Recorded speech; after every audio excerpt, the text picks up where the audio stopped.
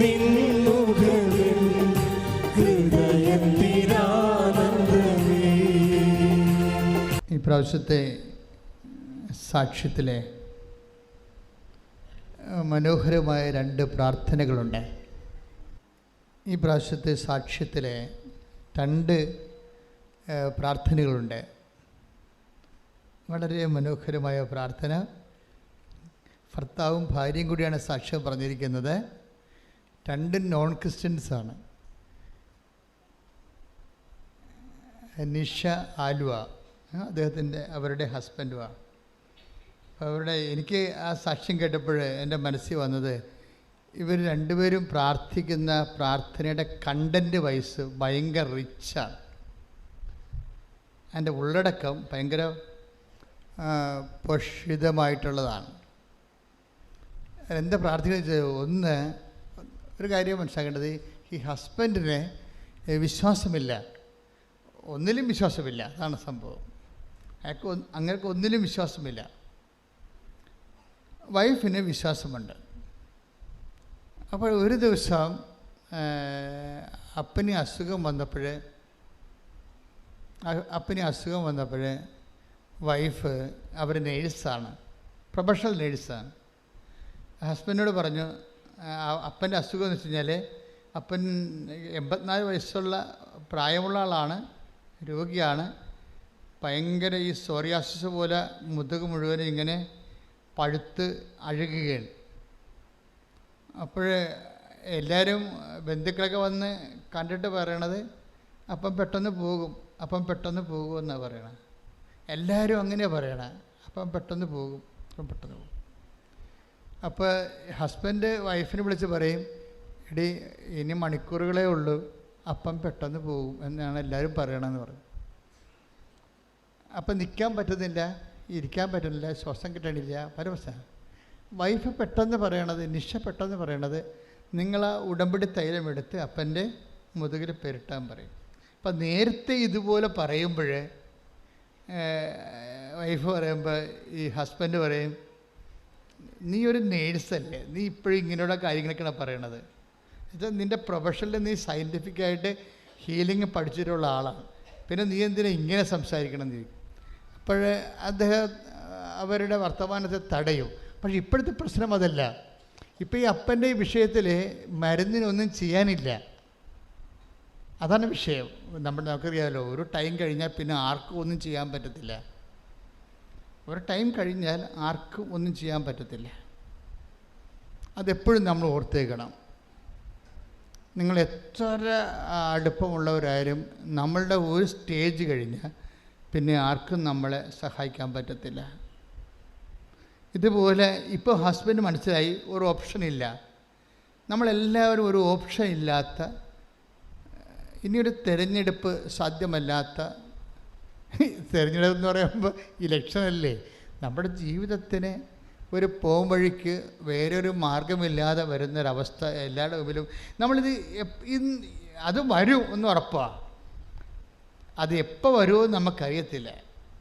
എത്ര വലിയ മനുഷ്യരായാലും എത്ര കപ്പാസിറ്റി ഉള്ളവരായാലും ഒരു ഹവർ നമുക്ക് എല്ലാം നിസ്സഹായമായ ഒരവസ്ഥ. അപ്പൻ്റെ അവസ്ഥ ഇതാണ്. പണ്ട് നീ ഒരു നേഴ്സല്ലേ എന്ന് ചോദിച്ച ഹസ്ബൻഡ് ഇപ്പോൾ ചോദിക്കുന്നില്ല. അയാൾ ആ വിശ്വാസ പ്രമാണം നോക്കിയിട്ട് അത് നോക്കി ചെല്ലി അപ്പൻ്റെ മുതുകത്തി ഉടമ്പടി തൈലം പുരട്ടിക്കൊടുക്കും. അപ്പോൾ പിറ്റേ ദിവസം അങ്ങനെ ഒരു സംഭവം ആ മുതുകത്തില്ലാത്ത രീതിയിൽ അപ്പൻ, അമ്മ, പരിശുദ്ധ അമ്മ ഹീലാക്കി കൊടുക്കും. അപ്പോഴേ അദ്ദേഹം അപ്പോൾ വിശ്വാസത്തിൽ വരും. വിഷയം അതല്ല, അദ്ദേഹത്തിൻ്റെ പ്രാർത്ഥനയുടെ രീതിയാണ്. പിന്നീട് പെട്ടെന്ന് ഡോക്ടർമാർ പറഞ്ഞ് അപ്പം കിടന്ന് ആൾക്കാർ പൊക്കി കോരിയെടുത്താൽ മാത്രമേ അപ്പനെ കൊണ്ടുപോയി എവിടെയെങ്കിലും കട്ടിൽ കിടത്താൻ പറ്റത്തുള്ളൂ. ആ അപ്പൻ നടന്ന ആംബുലൻസിൽ കയറി. പക്ഷേ ഡോക്ടർ പറഞ്ഞ് ക്യാൻസർ ഉണ്ട് എന്ന് പറഞ്ഞു. ബയോപ്സിക്ക് വിട്ടിരിക്കുകയാണ് ഒരു കഷണം. അത് ഉള്ളിലാണ്, അത് ഇത് രോഗമല്ല, മാതാവ് സുഖപ്പെടുത്തിയ രോഗമല്ല, വേറെ രോഗം അപ്പനുണ്ട്.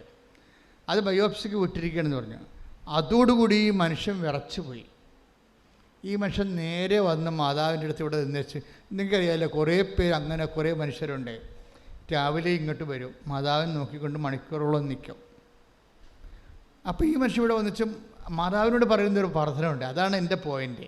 മനുഷ്യൻ, അമ്മേ, ഞങ്ങൾ രണ്ടുപേരും കൂടി ഒരുമിച്ച് പോകാൻ നേരത്താണ് ഇപ്പം അപ്പന് ഈ രോഗം വന്നത്.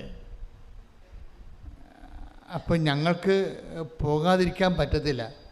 അതുകൊണ്ട് അമ്മ ഇത് സുഖപ്പെടുത്തിയേ മതിയാകത്തുള്ളെന്ന് പറയും.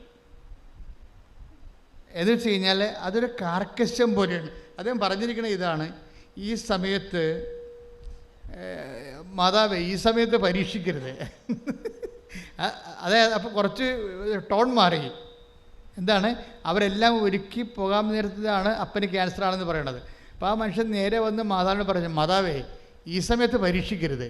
എന്താണ് പറയണത്, ഞങ്ങൾ പോകാൻ നിൽക്കുകയാണ്. അപ്പോൾ പ്രാർത്ഥനയുടെ ആ ഒരു കണ്ടൻറ്റ് വയസ്സ് കണ്ട എന്താണ് പറഞ്ഞത്, അയാൾ എന്താ പറഞ്ഞത്, മാതാവേ ഈ സമയത്ത് പരീക്ഷിക്കരുത്. നമ്മൾക്ക് ഇത്രയും ഇൻറ്റിമേറ്റായിട്ട് ട്രാൻസ്ഫർ ചെയ്യാൻ കഴിയണം. ഇതൊരു ഇൻറ്റിമസിയാണ്. ഇൻറ്റിമസി ഉള്ളവർക്ക്, അമിതമായ വിശ്വാസമുള്ളവർക്ക് വാരിക്കെട്ടി പ്രാർത്ഥിക്കേണ്ടി വരത്തില്ല. വല്ലതും പ്രാർത്ഥിച്ചാൽ മതി. ആ പ്രാർത്ഥന എപ്പോഴും നമ്മൾ ശ്രദ്ധിക്കേണ്ട ഒരു വിഷയം. ഇനി ഇദ്ദേഹത്തിൻ്റെ വൈഫ് നിഷയുടെ ഒരു പ്രാർത്ഥനയുണ്ട്. ആ പ്രാർത്ഥന എന്ന് പറയണത്, ഇവൾക്ക് സൗദി നേഴ്സാണ്. സൗദിയിൽ നിന്ന് ട്രാൻസ്ഫറായി വേറെ രാജ്യങ്ങളിലേക്ക് പോകാൻ വേണ്ടി ആൾ സ്വയം ടെർമിനേറ്റ് ചെയ്ത് പോകുന്നതാണ്. പക്ഷേ വിസ പ്രോസസ്സിങ്ങൊക്കെ ഭയങ്കര സ്ലോയാണ്. പല തരത്തിലുള്ള ഓരോ ഏടാകൂടങ്ങൾ വരികയാണ്. പക്ഷേ എന്നിട്ടും മാതാവ് ഈ നിഷയുടെ ഉടമ്പടി ഹോണർ ചെയ്തിട്ട് ഇവളെ പറയും, നിഷ പറയുന്നുണ്ട് ആ സാക്ഷ്യത്തിൽ, എനിക്ക് മനസ്സിലാവണില്ല, ആരോ എൻ്റെ കൂടെ നിന്ന് ഓരോ ഫയലും നീക്കണ പോലെ എനിക്ക് തോന്നണുണ്ടെന്ന്. അതിപ്പോൾ ഈ നിഷയുടെ മാത്രം ഹസ്ബൻഡല്ല, എക്സ്പീരിയൻസ് അല്ല. ഇപ്പോൾ എല്ലാ ദിവസങ്ങളിലും ആൾക്കാർ ഇത് പറയുന്നുണ്ട്, ആരോ എൻ്റെ കൂടെ ഉണ്ട്. ഉടമ്പടി എടുത്തപ്പോൾ തോന്നി ആരോ എൻ്റെ കൂടെയുണ്ട്. പ്രസൻസാണത്. ഈ പ്രസൻസ് സെൻസ് ചെയ്യുന്ന ആൾക്കാർ, അതുകൊണ്ടാണ് ഞാൻ നിങ്ങളോട് വിശുദ്ധിയോടെ ജീവിക്കണം. ചുമ്മാ ഞാൻ പറയണ പോലെ പോലും കെയർലെസ് വർത്തമാനങ്ങൾ പറയരുത്. ഞാനിങ്ങനെ കെയർലെസ് വർത്തമാനങ്ങൾ പറയില്ല. ചില സമയത്ത് നാടൻ വർത്തമാനങ്ങൾ പറയത്തില്ലേ. അപ്പം അത് എൻ്റെ മനസ്സ് ഈശോയ്ക്ക് അറിയാവുന്ന കാരണം എനിക്ക് പ്രശ്നമില്ല. നിങ്ങൾ നാടൻ വർത്തമാനം കയറി പറയരുത്. കാര്യം നിങ്ങളത് പറയാത്ത ആൾക്കാരാണ്. എന്നുവെച്ചാൽ അത് പറയുമ്പോൾ നിങ്ങൾക്ക് വെറുപ്പോ അതല്ലെങ്കിൽ വൈരാഗ്യമോ ഈർച്ചയോ നിരാശമോ അല്ലെങ്കിൽ നിരാശയോ ഒന്നും ഉണ്ടാകരുത്. എനിക്കതൊന്നും ഇല്ലാതെയാണ് ഞാൻ അത് പറയണത്. ആ നെഗറ്റീവ് ഫീലിങ്സ് ഇല്ലാതെയാണ് അത് അതുകൊണ്ടാണ്. എന്താ വെച്ചാൽ നമ്മൾ ഉടമ്പടി എടുക്കുമ്പോൾ വിശുദ്ധി പാലിക്കുന്നതിൻ്റെ കാരണങ്ങളൊന്ന് ഈ പ്രസൻസാണ്. എന്നുവെച്ചാൽ ദൈവത്തിൻ്റെ സാന്നിധ്യം. I will come with you wherever you go. നീ എവിടെ പോയാലും ഞാൻ നിൻ്റെ കൂടെ. അത് പ്രോമിസിലുള്ളതല്ലേ. ആ പ്രോമിസ് ദൈവം പാലിക്കും. അപ്പം ഞാനെന്താ നിങ്ങളോട് പറഞ്ഞു വെച്ച് കഴിഞ്ഞാൽ, നിങ്ങൾ ഈ പ്രസൻസ് ഉള്ളത് കാരണം കെയർലെസ്സായിട്ട് പോകരുത്. ദൈവത്തിൻ്റെ സാന്നിധ്യം കൂടെയുണ്ട്. അതാണ് നിഷ പറയണത്. എൻ്റെ ഓരോ ഫയലും കൂട്ടുകാർക്ക് ആർക്കും വരണില്ല. കൂട്ടുകാരുടെ ആരുടെ ഫയൽ ഇപ്പം തന്നെ നിഷ കഴിഞ്ഞ ദിവസം വേറെ ഒരു സാക്ഷ്യമുണ്ട്. ഒരു 22 വയസ്സുകാരൻ, എന്നാ അയാളുടെ പേര്, 22 വയസ്സേ ആ പയ്യൻസിനുള്ളത്. പക്ഷേ നല്ല ഒരു സാക്ഷ്യമാണ്. അത് 22 വയസ്സെന്ന് പറയുമ്പോൾ അവന് ജർമ്മനി പോകാനാണ്. അതായത് ജർമ്മനി പോകാൻ വേണ്ടി ആദർശിൻ്റെ സാക്ഷ്യം അത് നിങ്ങളൊന്ന് കേൾക്കണം കേട്ടോ. 22 വയസ്സേ പയ്യൻസിനുള്ളൂ. പക്ഷേ സൂപ്പർ സാക്ഷ്യം. അത് അവൻ പറഞ്ഞു, ഞാൻ കുടുംബ പ്രാർത്ഥനയ്ക്കൊന്നും പങ്കെടുക്കത്തില്ല, പള്ളിയിലൊന്നും പോകത്തില്ല, പോയാൽ തന്നെ അവസാനമേ കുർബാന എല്ലാം തീരാൻ നേരത്തെ ചെല്ലത്തുള്ളൂ. കുർബാന എല്ലാം നേരെ കുടുംബ പ്രാർത്ഥനയ്ക്ക് പങ്കെടുക്കത്തില്ല. കുടുംബ പ്രാർത്ഥന സമയമാകുമ്പോൾ ഞാൻ അവിടെ നിന്ന് വീട്ടിൽ നിന്ന് ഇറങ്ങിപ്പോയിട്ട് കൂട്ടുകാരുടെ കൂടെ കളിച്ചൊക്കെ ഇരിക്കും. എന്ത് കുർബാന ഭക്ഷണ സമയത്ത് വരത്തുള്ളൂ. അങ്ങനെ എൻ്റെ ഒരു കെയർലെസ് ലൈഫായിരുന്നു. പക്ഷെ ഉടമ്പടി എടുത്ത് കഴിഞ്ഞപ്പോൾ ആരും എൻ്റെ കൂടെ ഉള്ളതുപോലെ എനിക്ക് തോന്നിയെന്ന്. അതാണ് ഇത് പ്രസൻസാണ്. ആരോ എൻ്റെ കൂടെ ഉള്ളു. എന്നിട്ട് ഈ കൂട്ടുകാരുടെ എല്ലാം ഫയൽസൊന്നും ഓപ്പൺ ആകാതിരിക്കുമ്പോഴും അല്ലെങ്കിൽ അതിൻ്റെ പ്രൊസീഡിങ്സ് ബ്ലോക്ക് ആകുമ്പോഴും ഇവൻ്റെ പ്രൊഡ്യൂസറിങ്സ് കറക്റ്റ് ചെയ്ത് പോകും. എക്സാമിന് ചെല്ലുമ്പോൾ രസമുണ്ട്. എക്സാം ചെല്ലുമ്പോൾ ഈ ജർമ്മൻ എക്സാമാണ്. ജർമ്മൻ എക്സാം പകുതി പറഞ്ഞപ്പോൾ തന്നെ വൈവ സ്പീക്കിങ്ങിൻ്റെ പകുതി പറഞ്ഞപ്പോൾ തന്നെ എക്സാം ചെയ്യുന്ന ആൾ പറഞ്ഞ് എഴുന്നേറ്റ് പോയിക്കൊള്ളാൻ പറഞ്ഞു. എന്താ കാര്യം? എനിക്കൊരു കുന്തം അറിയത്തില്ലെന്ന് പറഞ്ഞു. അപ്പോൾ എഴുന്നേറ്റ് പോയിക്കൊള്ളാൻ പറഞ്ഞപ്പോൾ പിന്നെ ഞാൻ എഴുതി വെച്ചാൽ അയാൾ നോക്കണമില്ല. അതായത് എഴുതിയ ആളിൻ്റെ എൻ്റെ അടുത്തിരുന്ന് എഴുതിയ ആളിൻ്റെ കണ്ടീഷണമാണ്. ഓരോ ഇൻഡാസവനതേ എൻ്റെ അടുത്തിരുന്ന് എഴുതിയ ആളിൻ്റെ കണ്ടീഷണമായത് കാരണം അവൻ്റെ അടുത്തിരുന്ന ഞാൻ എഴുതിയത്. അതുകൊണ്ട് എൻ്റെ പേപ്പറിനും നോക്കിയില്ല, വൈറസ് കയറുമെന്നും പറഞ്ഞുകൊണ്ട് അയാൾ എൻ്റെ പേപ്പറും നോക്കിയില്ല. അപ്പോൾ ഞാനിവിടുത്തെ എൻ്റെ വൈവയും പോയി, എൻ്റെ റൈറ്റിങ്ങും പോയി. ഞാൻ പിന്നെ എന്നാ ചെയ്യാനാണ്? പക്ഷേ രാത്രിയായപ്പോൾ മെസ്സേജ് വന്നു, നീ പാസ്സായെന്ന്. നമ്മൾ വല്ലാതെ ഞെട്ടിച്ചുകൊണ്ടാണ് ഈ ഉടമ്പടി പോണത്. അപ്പോൾ ഈ 22 വയസ്സുകാരൻ, പള്ളി കയറാത്തവൻ, കുടുംബപ്രാർത്ഥനയ്ക്ക് ഇറങ്ങിപ്പോകുന്നവൻ, എങ്ങനെയാണ് ദൈവം അവൻ്റെ ഒരു വിഷയത്തിൽ ഇടപെടണത്? എന്നിട്ട് ഇപ്പോൾ അവൻ പറയാണ്, ഞാൻ എൻ്റെ ഉടമ്പടിയല്ല എൻ്റെ ജീവിത പ്രശ്നമല്ല പ്രശ്നം, ഏറ്റവും വലുത് ഉടമ്പടി എന്നെ ദൈവത്തോട് അടുപ്പിച്ചെന്നാണ് പറയണം. ഉടമ്പടി എന്നെ ദൈവത്തോട് അടുപ്പിച്ചു. ഞാൻ എന്താ ഇപ്പം നിങ്ങളോട് പറയണമെന്ന് വെച്ച് കഴിഞ്ഞാൽ, നിങ്ങൾ കുറച്ചുകൂടി ദൈവത്തോട് അടുക്കണം. കാര്യം ഉടമ്പടിയുടെ കൊണ്ട് ഉദ്ദേശിക്കുന്നത് ജീവിത പ്രശ്നമാണെങ്കിൽ അത് പ്രശ്നത്തെ ബേസ് ചെയ്താണ് ഉടമ്പടിയിൽ നിങ്ങൾ ചരിക്കണമെങ്കിൽ അത് മാർക്ക് കുറയാൻ സാധ്യതയുണ്ട്. എൻ്റെ ഒരു നിർദ്ദേശം, ഒരു പ്രശ്നമില്ലാത്തപ്പോൾ മനുഷ്യനെ ഉടമ്പടി എടുക്കുമെന്നാണ്. ഉടമ്പടി എടുക്കാൻ വേണ്ടി പ്രശ്നം ഉണ്ടാകാൻ കാത്തിരിക്കരുത്. അച്ഛൻ പറഞ്ഞ മനസ്സിലായ? ഇത് വളരെ സീരിയസ് വിഷയമാണ്. ഉടമ്പടി എടുക്കാൻ വേണ്ടി പ്രശ്നം ഉണ്ടാകാൻ കാത്തിരിക്കരുത്. ഞങ്ങൾക്കൊരു പ്രശ്നമില്ല, ഞങ്ങൾ പിന്നെ എന്തിനാ ഉടമ്പടി എടുക്കണേ എന്ന് ചോദിക്കൂ. പ്രശ്നമുള്ളവരൊക്കെ അപ്പോൾ എടുക്ക്, ഞങ്ങൾക്കൊരു പ്രശ്നമില്ലെന്ന് പറയും. പക്ഷെ പ്രോബ്ലം എന്ന് വെച്ച് കഴിഞ്ഞാൽ ഒരു പ്രശ്നവും ഇല്ലാത്തവരാണ് ഉടമ്പടി എടുക്കേണ്ടത് ആദ്യം. അതെന്താണെന്ന് ചോദിച്ചു കഴിഞ്ഞാൽ, പ്രശ്നം ഉണ്ടാകുമ്പോൾ ഇപ്പം നിഷ എന്താണ് അമ്മയോട് പറയണത്? അമ്മേ, നിഷയുടെ ഒരു പ്രാർത്ഥനയുണ്ട്. എന്താണ്? അമ്മേ, എന്നെ നീ ഇവിടം വരെ കൊണ്ടുവന്ന നീയാണ്, ഐ നോ ഇറ്റ്. ഇപ്പം ഞാൻ തകർന്നിരിക്കുകയാണ്, എൻ്റെ റിജക്റ്റാകാൻ പോകുന്നു, പണവും എൻ്റെ കയ്യിലില്ല, എന്നെ അവിടെ എത്തിക്കേണ്ട ചുമതല നിൻ്റെതാണ്. ഓ, എന്നാ രസമുള്ള പ്രാർത്ഥനയാണ്. എന്നെ ഇവിടം വരെ കൊണ്ടുവന്ന നീയാണ്, പക്ഷെ ഞാനിപ്പോൾ ഫ്ലോപ്പിലാണ്. ഇനി എന്നെ ഇവിടം വരെ കൊണ്ടുവന്ന നീയാണെങ്കിൽ എന്നെ എത്തേണ്ടടുത്ത് എത്തിക്കേണ്ട ചുമതല നിൻ്റെതാണ്. Praise the Lord. ശ്രദ്ധിക്കട്ടെ. ഹല്ലേലൂയ. പ്രാർത്ഥനയെല്ലാം വരുന്ന ഒരു ഇൻറ്റിമസി ഉണ്ട്. ഇതാണ് എൻ്റെ പ്രാർത്ഥനയുടെ ഇന്ധനം അല്ലെങ്കിൽ ടെഷർ എന്ന് പറയുന്നത്. ഇൻറ്റിമസി എന്ന് പറഞ്ഞാൽ ആത്മബന്ധം. അതുകൊണ്ടാണ് ഞാൻ പറയണത്, ആ ഉടമ്പടിയുടെ ലക്ഷ്യം പ്രശ്നത്തെ പരിഹരിക്കുകയല്ല. അത് പ്രശ്നത്തെ ഈസിയായിട്ട് പരിഹരിക്കും, അതല്ല പ്രശ്നം. മുഖ്യ ലക്ഷ്യം, ഉടമ്പടിയുടെ ലക്ഷ്യം, ഇറ്റ് ഈസ് ബൈലാറ്ററൽ എഗ്രിമെൻറ്റ്. നീയും നിൻ്റെ ദൈവവും തമ്മിൽ ജീവിതത്തിൽ ഒരു കാഷ്വൽ റിലേഷനല്ല, വിശ്വാസ സംബന്ധമായ ഒരു റിലേഷൻസ് അല്ല ഉള്ളത്. ഒരു പെർട്ടിക്കുലർ ആൻഡ് പേഴ്സണൽ റിലേഷനാണ് ഉടമ്പടിയിൽ. ഒരു വിശിഷ്യ പെർട്ടിക്കുലറായിട്ടുള്ള വ്യക്തിപരമായ പേഴ്സണലായിട്ടുള്ള റിലേഷൻ്റെ ഏറ്റവും ഇന്ന് നിലവിലുള്ള നമുക്ക് ലഭ്യമായ ഏറ്റവും വലിയ പോംവഴിയാണ് ഉടമ്പടി. പ്രാർത്ഥിക്കുക, കർത്താവ് ദൈവമേ, മരിയൻ ഉടമ്പടി എന്നുള്ള മഹാദൈവാനുഭവത്തിന്റെ പുതിയ വാതിൽ മനുഷ്യ സമൂഹത്തിന് മുമ്പിൽ മറിയത്തിലൂടെ തുറന്നു വെച്ച പരിശുദ്ധാത്മാവേ, ഉടമ്പടി എടുത്തവരെയും എടുക്കാൻ പോകുന്നവരെയും ഈ നിമിഷം അനുഗ്രഹിക്കണമേ. അപ്പാ, സ്വർഗീയ പിതാവേ, പുത്രനായ ക്രിസ്തുവിന്റെ നാമത്തിൽ പ്രാർത്ഥിക്കുന്നു.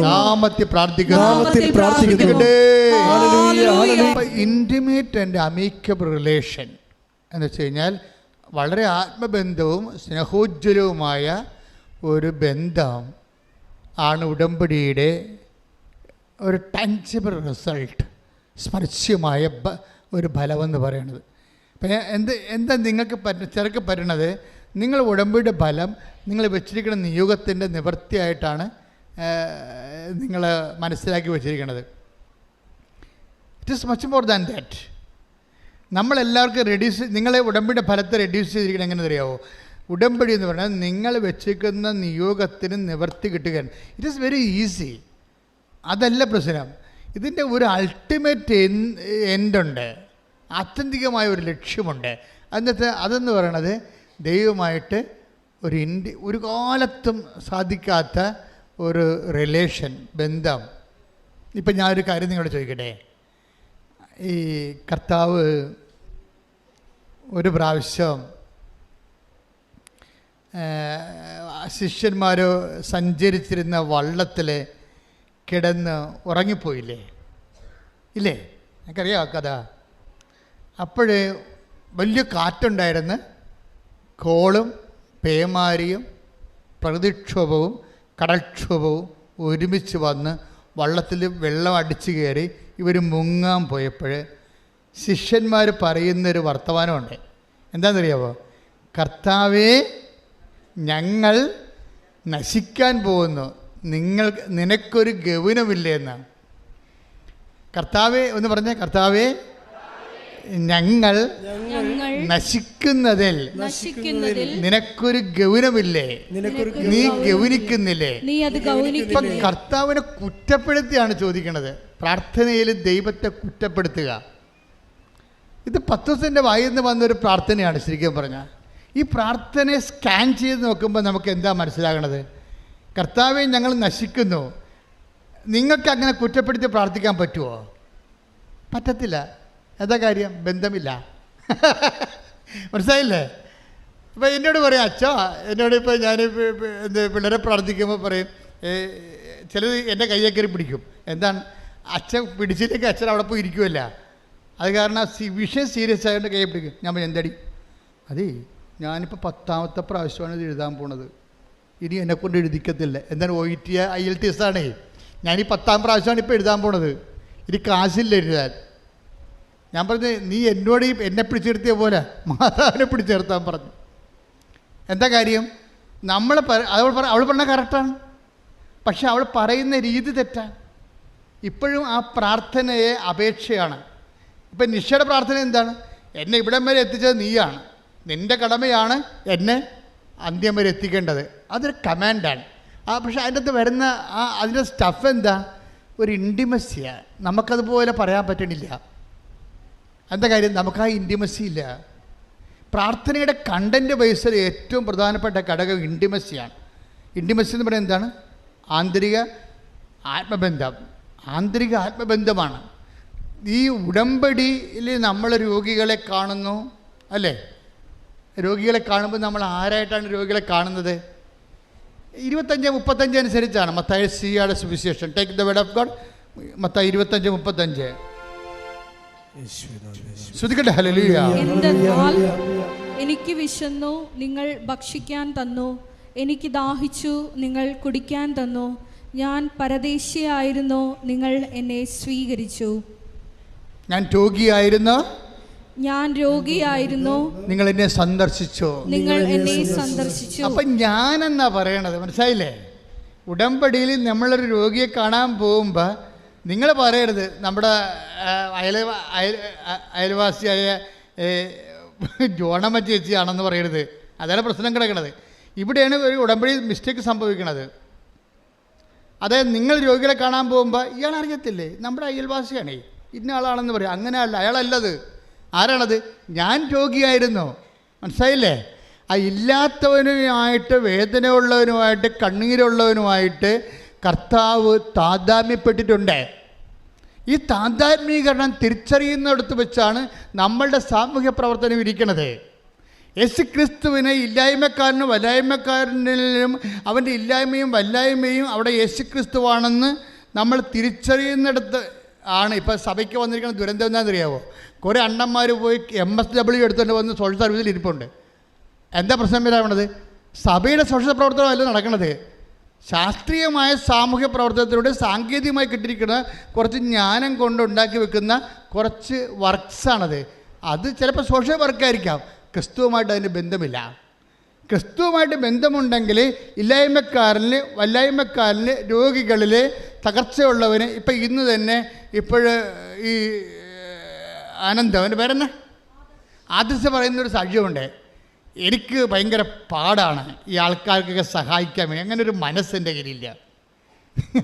അതിനുള്ള കാര്യം തുറന്നു പറയുകയും, എനിക്കിങ്ങനൊരു മനസ്സില്ല ആൾക്കാരെയൊക്കെ സഹായിക്കാൻ. അപ്പോൾ എനിക്ക് തോന്നണത് ഇവരെല്ലാം പറ്റിപ്പുകാരാണെന്നാണ് തോന്നണത്. അതുകൊണ്ട് ഞാൻ ആരെയും സഹായിക്കാത്തത്. എല്ലാവരും നട തുറന്ന രസമുള്ള സാക്ഷ്യമാണ്.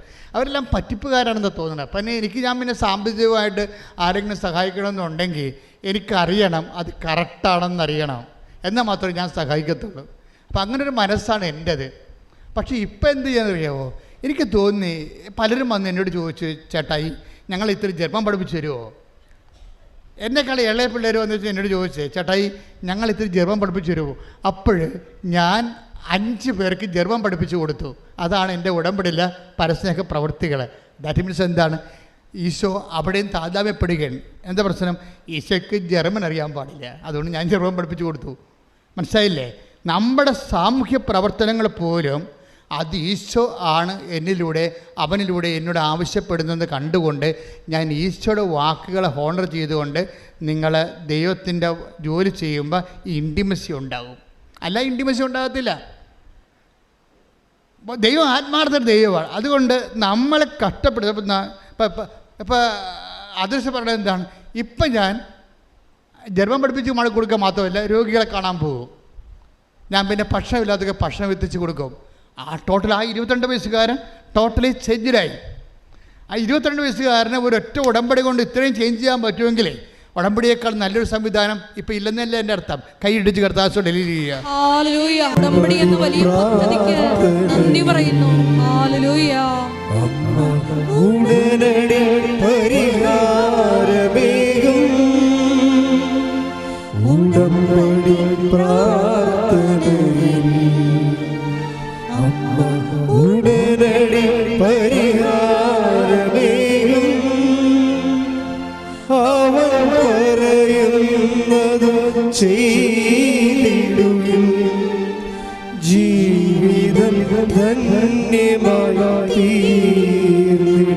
മർക്കോസ് 4:38 യേശു അമരത്ത് തലയണ വെച്ച് ഉറങ്ങുകയായിരുന്നു. പറഞ്ഞേ, യേശു അമരത്ത് തലയണ വെച്ച് ഉറങ്ങുകയായിരുന്നു. അവർ അവനെ വിളിച്ചുണർത്തി പറഞ്ഞു, ഗുരു ഞങ്ങൾ നശിക്കാൻ പോകുന്നു. നീ അത് ഗൗനിക്കുന്നില്ലേ? എന്താ പ്രശ്നം? നീ അത് ഗൗനിക്കുന്നില്ലേ? ഞങ്ങൾ നശിക്കാൻ പോകുന്നു. ഇത് ഒരു ആധികാരികമായിട്ടുള്ള ഒരു പ്രാർത്ഥനയാണ്. അതായത് അവർക്ക് വേറൊരു ഓപ്ഷനില്ല. കർത്താവാണെ കിടന്ന് ഉറങ്ങുകയും ചെയ്യുന്ന നമ്മുടെ ജീവിതത്തിൽ സംഭവിക്കാൻ സാധ്യതയുള്ളതാണ്. ഇങ്ങനെ ദൈവത്തിൻ്റെ ഉത്തരം കിട്ടാതിരിക്കുകയും പ്രശ്നങ്ങൾ നമ്മളെ വേട്ടയാടുകയും ചെയ്യുന്ന സമയത്ത് ഇൻറ്റിമസിയാണ് വേണ്ടത്. മനസ്സിലായില്ലേ? അല്ലാതെ നിങ്ങളുടെ സാധാരണ ഫങ്ഷണൽ പ്രയറിന് വർക്കൗട്ട് ചെയ്യത്തില്ല. സാധാരണ ഫങ്ഷൻ പ്രെയർ കൊണ്ട് ഈ സമയത്ത് സ്വർഗസ്ഥനായ പിതാവാണല്ല പ്രാർത്ഥന അല്ല, അതിൻ്റെ അപ്പുറത്തൊരു പ്രാർത്ഥനയുണ്ട്. അത് നീ തന്നെ സ്വർഗസ്ഥനായ പിതാവ് നീ രചിച്ച പ്രാർത്ഥനയാണ്. ഇപ്പം നിഷ രചിച്ച പ്രാർത്ഥനയില്ലേ? നിഷയുടെ ഹസ്ബൻഡ് രചിച്ച പ്രാർത്ഥനയില്ലേ? എന്താണ്? മാതാവേ, ഈ സമയത്ത് പ്രലോഭനം കൊണ്ട് വന്നാൽ ഞങ്ങൾ പെട്ടുപോകും, അതുകൊണ്ട് അമ്മ ഈ വിഷയത്തിൽ ഇടപെടണം. ദാറ്റ് മീൻസ് അതാണ് അത് സാങ്കേതിക പ്രാർത്ഥനയെക്കാളും വലിയ പ്രാർത്ഥനയാണ് പേഴ്സണൽ പ്രാർത്ഥന എന്ന് പറയുന്നത്. പക്ഷേ ഈ പേഴ്സണൽ പ്രാർത്ഥനയ്ക്ക് എന്താ വേണ്ടത്? അതിന് ഇൻറ്റിമസി വേണം. ഈ അപ്പോസ്തലന്മാർ ഈശോയെ കുറ്റപ്പെടുത്തുന്നത് എന്താണ്? ഞങ്ങൾ നശിക്കാൻ പോകുന്നു. എന്താ? നീ അത് ഗൗനിക്കുന്നില്ലേ? അതൊരു കുറ്റപ്പെടുത്തലാണ്. പക്ഷെ അങ്ങനെ കുറ്റപ്പെടുത്താൻ വേണ്ടി മാത്രം അവർ ദൈവവുമായിട്ട് ഇൻറ്റിമസിയായി. പറഞ്ഞ മനസ്സിലായില്ലേ? ദൈവത്തെ പ്രാർത്ഥനയിൽ ഒരാവശ്യം വരുമ്പോൾ നമ്മൾ കുറ്റപ്പെടുത്തുകയാണ് വേണ്ടത്. ഒരു സർക്കാർ ഓഫീസിൽ പോയി നമ്മൾ ഒരാവശ്യം വരുമ്പോൾ ആ ഓഫീസിനെ കുറ്റപ്പെടുത്തിയാൽ പിന്നെ ഉള്ളതുപോലും കിട്ടത്തില്ല, ഇല്ലേ? നെഗറ്റീവാണത്. പക്ഷേ ഈ അപ്പോസ്തലന്മാർക്ക് ഇത്രയും ആത്യന്തികമായൊരു വിഷയം വരുമ്പോൾ മുത്തടം ബൈബിൾ ഉൾഗാത്ത ട്രാൻസ്ലേറ്റ് ചെയ്തിരിക്കുന്നത് കർത്താവേ നിനക്കൊരു ചിന്തയുമില്ലേ എന്നാണ് ചെയ്തിരിക്കുന്നത്. നിനക്കൊരു ചിന്തയുമില്ലേ എന്നുവെച്ചാൽ നീ ഞങ്ങളെക്കുറിച്ച് ഒരു ഗൗരവമില്ല എന്നാ. എന്ന് വെച്ചാൽ ഉത്തരവാദിത്തമില്ലെന്നാണ് ചോദിക്കണത്. ദൈവത്തിന് ഉത്തരവാദിത്തമില്ലെന്ന് ദൈവത്തിൻ്റെ മുഖത്ത് നോക്കി ചോദിക്കണമെങ്കിലേ അത് വേറൊരു ബന്ധമാണ്, അത് സാധാരണ ബന്ധമല്ല. ദൈവത്തെ ഇപ്പം ചോദിക്കാൻ നീ ഗവനിക്കണില്ലേ എന്ന് വെച്ചാൽ ഇപ്പം ഞാനൊരു കാര്യം ചോദിക്കട്ടെ, ആ പ്രാർത്ഥനയുടെ ഇമോഷണൽ സെറ്റപ്പ് എന്താണ്? ഇപ്പം നിൻ്റെ വീട് ഇപ്പം വീട് വെച്ചിട്ടില്ല, പഴയ വീട്ടിൽ ഭാഗോടമ്പടി പ്രകാരം കിട്ടിയ കുടുംബ വീട്ടിൽ നീ താമസിക്കുകയാണ്. അത് 10-35 കൊല്ലം പഴക്കമുള്ള സംഭവമാണ്. ഈ വീട് കാണിച്ചാൽ നിൻ്റെ മകൾക്ക് ഭർത്താവിനെ കിട്ടത്തില്ല. അതാണ് നിൻ്റെ ദുഃഖമെന്ന് വിചാരിച്ചോ? അപ്പം നീ ഭർത്താവിനോട് എന്താ പറയണത്? ഇവിടെ മനുഷ്യ കൊച്ചു വളർന്നു തന്നെ കണ്ടില്ലേ, ഇപ്പോഴും താൻ കറങ്ങി നടക്കണമെന്ന് ചോദിക്കും. അതാ സംഭവം, അതല്ലേ ചോദിക്കത്തുള്ളൂ. ആ ഒരു സ്റ്റൈലെന്ന് പറഞ്ഞാൽ ഭർത്താവിന് ഭാര്യയോട് ചോദിക്കാനുള്ള ആധികാരികമായ ഒരു ബന്ധമുണ്ട്. അതാണ് സംഭവം. ആ ഒരു ബന്ധം ദൈവവുമായിട്ടുണ്ടാകണം. അത് അങ്ങനെ ഉണ്ടാകണമെങ്കിൽ എന്ത് ചെയ്യണം? ക്ലെയിംസ് ഉണ്ടാകണം. ഉടമ്പടിയെപ്പോലെ ക്ലെയിംസ് ഉണ്ടാക്കുന്നൊരു സംവിധാനം വേറെയില്ല. എന്താണ്? നീ പത്രപ്രവർത്തനം നടത്തുന്നുണ്ടേ, കർത്താവിനെ അറിയാത്തവർ നീ അറിയിക്കുന്നുണ്ട് ഇല്ലേ, രോഗികളെ നീ കാണുന്നുണ്ട്, എവിടെയെല്ലാം സഹായിക്കാൻ പറ്റുന്നു അവിടെയെല്ലാം സഹായിക്കുന്നുണ്ട്, വിശുദ്ധിയോടെ ജീവിക്കാൻ വേണ്ടി ക്ഷമിക്കേണ്ടി വന്ന് ക്ഷമിക്കുന്നുണ്ട്. അങ്ങനെ വന്ന് ദൈവത്തിൻ്റെ വചനത്തിന് വേണ്ടി ജീവിതം 1 by 1 ആയിട്ട് കാഴ്ചവെച്ച് കഴിയുമ്പോൾ നിനക്ക് ക്ലെയിം ഉണ്ടാവും. എന്താണ്? അവകാശവാദമുണ്ടാവും. എന്താണ്? നീ ജീവിച്ചതാണ്. ഞാൻ എപ്പോഴും കർത്താവിനോട് പണ്ട് പറയുന്നൊരു വർത്തമാനമുണ്ട്, ഇപ്പോൾ പറയാറില്ല. എന്താ വെച്ചാൽ ഞാൻ എപ്പോഴും എൻ്റെ കയ്യിൽ വരുന്ന ആൾ എൻ്റെ കൈപ്പിടി കൊതുകുകളെന്ന് തോന്നിക്കഴിഞ്ഞാൽ ഞാൻ ഉടനെ കർത്താവിനോട് പറയുന്ന ഒരു വാക്കാണ്, കർത്താവ് 4 വയസ്സ് മുതൽ എൻ്റെ അപ്പൻ നീയാണ് ദൈവമെന്ന് എന്നെ കാണിച്ച കാലം മുതൽ ഇന്ന് വരെ 60 കൊല്ലത്തോളം ജീവിക്കുമ്പോൾ ഞാൻ ഇന്ന് വരെ നീയല്ലാതെ വേറെ ഒരു ദൈവത്തിൻ്റെ മുമ്പിൽ ഞാൻ എൻ്റെ തല കുനിച്ചിട്ടില്ല. It's over, clear. അത് നീ ഓർക്കണമെന്ന് പറയും. അത് ക്രെഡിബിലിറ്റിയാണ്. Claim and credibility. നമ്മൾ ജീവിച്ച വിശ്വാസത്തിൻ്റെ ഒരു ക്രെഡിബിലിറ്റി ഉണ്ട്. അത് നമുക്ക് നൽകിയിട്ടുള്ള ഒരു ക്ലെയിമുണ്ട്, അവകാശവാദമുണ്ട്. ഇൻറ്റിമസി വരണത് ഈ അവകാശവാദത്തിൽ നിന്നാണ് വരണത്. അതിൽ നിനക്ക് ഡിപ്പോസിറ്റ് ഉണ്ടാകണം ദൈവതിരുസന്നിധിയിൽ. ഉടമ്പടി നിന്നെ നല്ല നിക്ഷേപമുള്ള നല്ല ആധ്യാത്മിക ആസ്തി ഭദ്രതയുള്ള വ്യക്തിയായി ഉയർത്തും. കൈയിടിച്ച് കർത്താവ് ഈശോയുടെ ബൈ നേച്ചർ പഠിക്കണം നല്ലതായിരിക്കും. ഈശോയുമായിട്ടല്ല നിങ്ങൾ ഡീൽ ചെയ്യണത്. മാതാവ് അതിനുള്ള മരിയനതൊരു മാർഗമാണ് കേട്ടോ, ലക്ഷ്യമാരാണ് ക്രിസ്തുവാണ്. അപ്പോൾ ഈശോയുമായിട്ട് ഡീൽ ചെയ്യണമെങ്കിൽ ഈശോയുടെ സ്പെഷ്യൽ നേച്ചർ നമ്മൾ പഠിക്കിട്ടിരിക്കണം. അത് ഇതുപോലെ ഉത്തരം തരാത്ത നേച്ചർ, ഉത്തരം തരുന്ന നേച്ചറല്ല. ഉത്തരം തരുന്ന നേച്ചറുണ്ട്. ഈശോയുടെ ഉള്ളിൽ, പ്രകൃതിയിൽ, പ്രകൃതത്തിൽ, സ്വഭാവത്തിൽ ഫ്ലാറ്റായിട്ട് ഉത്തരം കൊടുക്കാത്ത സ്വഭാവമുണ്ട്. അത് നമ്മൾ അറിയണം. പ്രത്യേകിച്ച് നിർണായകമായ സമയത്ത് ഉത്തരം തരത്തില്ല. അതറിയണമെന്നുണ്ടെങ്കിൽ മർക്കോസിൻ്റെ 6:48 വായിച്ച്. മർക്കോസ് 6:48. മർക്കോസ് 6:48. അവർ വഞ്ചി തുഴഞ്ഞ് അവശരായി എന്ന് അവൻ മനസ്സിലാക്കി. ഒന്ന് പറഞ്ഞേ, അവർ വഞ്ചി തുഴഞ്ഞ് അവശരായി. തീർന്നില്ലേ? ഇപ്പം 3 പുതുക്കി അവശരായ ആൾക്കാരുണ്ട്. ഉടമ്പടി 3 പുതുക്കിയിട്ട് ഉടമ്പടി അവിടെ, അതായത് 3 പുതുക്കണ പേപ്പർ കാണിക്കുമ്പോൾ തന്നെ അവിടെ നിന്ന് ചീട്ട് തരും. കാരണം നിങ്ങളുടെ കാര്യം പറയുമ്പോൾ നിങ്ങളുടെ വിഷയം അത്ര സീരിയസ് അല്ലെങ്കിൽ പോലും അവർ ചീട്ട് തരും. എന്താ കാര്യം? 3 പുതുക്കിയിട്ട് കുറേ കാര്യം നടന്നു കാണുവേ. അപ്പം നടക്കാത്ത ചില കാര്യങ്ങളുണ്ടെങ്കിൽ അവിടെ നിങ്ങളുടെ ആ ഉടമ്പടി ഗ്രേഡ് നമ്മളല്ലേ ഇവിടെ നിന്ന് ഇഷ്യൂ ചെയ്തിരിക്കണത്. അപ്പം നമ്മൾ തന്നെ അത് ഹോണർ ചെയ്തില്ലേ പറ്റത്തില്ലല്ലോ. അതുകൊണ്ട് ആ 3 പുതുക്കുകയാണെന്ന് കണ്ടു കാണെങ്കിൽ ആ ചീട്ട് തരും. ചില വീട് വരുമ്പോൾ വലിയ കാര്യങ്ങളൊന്നും ഉണ്ടാകത്തില്ല, എന്നാൽ തന്നെയും ചില വിഷയം സീരിയസ് ആയിരിക്കും. അപ്പോൾ ഇങ്ങനെ സീരിയസ് ആകുമ്പോൾ ഈ പറഞ്ഞ വഞ്ചി തുഴഞ്ഞ് നമ്മുടെ ജീവിതം അവരെന്താ പറഞ്ഞത്? എന്താ എഴുതിയിരിക്കുന്നത്? അവരെ മർക്കോസ് 6:48. അവർ വഞ്ചി തുഴഞ്ഞ് അവശരായി എന്ന് അവൻ മനസ്സിലാക്കി. ആരാ മനസ്സിലാക്കിയത്? ഇപ്പം മനസ്സിലാകാതിരിക്കുന്ന അവസ്ഥ ഒന്നും ഇല്ല. മനസ്സിലായില്ലേ? ഒന്ന് പറഞ്ഞ്, അവർ വഞ്ചി തുഴഞ്ഞ് അവശരായെന്ന് അവൻ മനസ്സിലാക്കി. അപ്പം നിങ്ങളെ പരീക്ഷ എഴുതി അവശരായെന്ന് അവൻ മനസ്സിലാക്കി. അവൻ മനസ്സിലാക്കുന്നുണ്ട് നിൻ്റെ അവശത. നിനക്ക് ജപ്തി നടപടിയായിട്ട് നീ അവശതയായിട്ടിരിക്കുകയാണ്. നിനക്ക് ബാങ്കുകാർ പോലും സിവിൽ പോയിൻറ്റ്സ് ഇല്ലാത്ത കാരണം നിനക്ക് ലോൺ തരുന്നില്ലെന്ന് അവൻ മനസ്സിലാക്കി. നിൻ്റെ മകൾക്ക് 38 വയസ്സുണ്ടായിട്ട് കെട്ടാൻ പറ്റണില്ലെന്ന് അവൻ മനസ്സിലാക്കി. നിൻ്റെ മകൾക്ക് 19 വയസ്സ് കല്യാണം കഴിഞ്ഞ് 19 കൊല്ലമായിട്ട് മക്കളില്ലെന്നും നീ ഈ കാര്യത്തിൽ പ്രാർത്ഥിച്ച ആവശ്യമാണെന്നും അവൻ മനസ്സിലാക്കി. കൈയിടിച്ച് കിടത്താൻ പരിശുദ്ധ പരമ ദിവ്യകാരുണ്യത്തിന്. എന്താണ് അവൻ മനസ്സിലാക്കിയത്? അവർ കടലിലാണ്, നടുക്കടലിലാണ്, കരകാണാത്ത കടലിലാണ്, കരകാണാത്ത കടത്തിലാണെന്ന് പറഞ്ഞ പോലെ എന്നിട്ട് എന്ത് ചെയ്ത് അതിനെതിരെ തുഴഞ്ഞ് കയറാൻ വേണ്ടി തുഴഞ്ഞ് അവർ സ്വന്തമായിട്ട് പരിശ്രമിക്കുന്നുണ്ട്, പലതരത്തിൽ പരിശ്രമിക്കുന്നുണ്ട്. പക്ഷേ എന്താ പറ്റേണ്ടത്? ഫലം എന്താണ്? അവശതയാണ്. എത്ര കഷ്ടപ്പെടുന്നുണ്ട്, പക്ഷേ അവശതയാണ് ഫലം. പക്ഷെ ആര് മനസ്സിലാക്കി? അവൻ മനസ്സിലാക്കി. നിൻ്റെ ജീവിതത്തിൻ്റെ തീരത്ത് നീ അണയുന്നവരെ നിൻ്റെ ജീവിത അവസ്ഥകളോട് നീ മല്ലിട്ടുകൊണ്ട് നീ അവശ്യനാകുന്നത് മനസ്സിലാക്കുന്ന ഒരു ദൈവമാണ് നിൻ്റെത്. കൈയിടിച്ച് കർത്താവില്ലേ. അടുത്ത വചനം വായിച്ചോളൂ.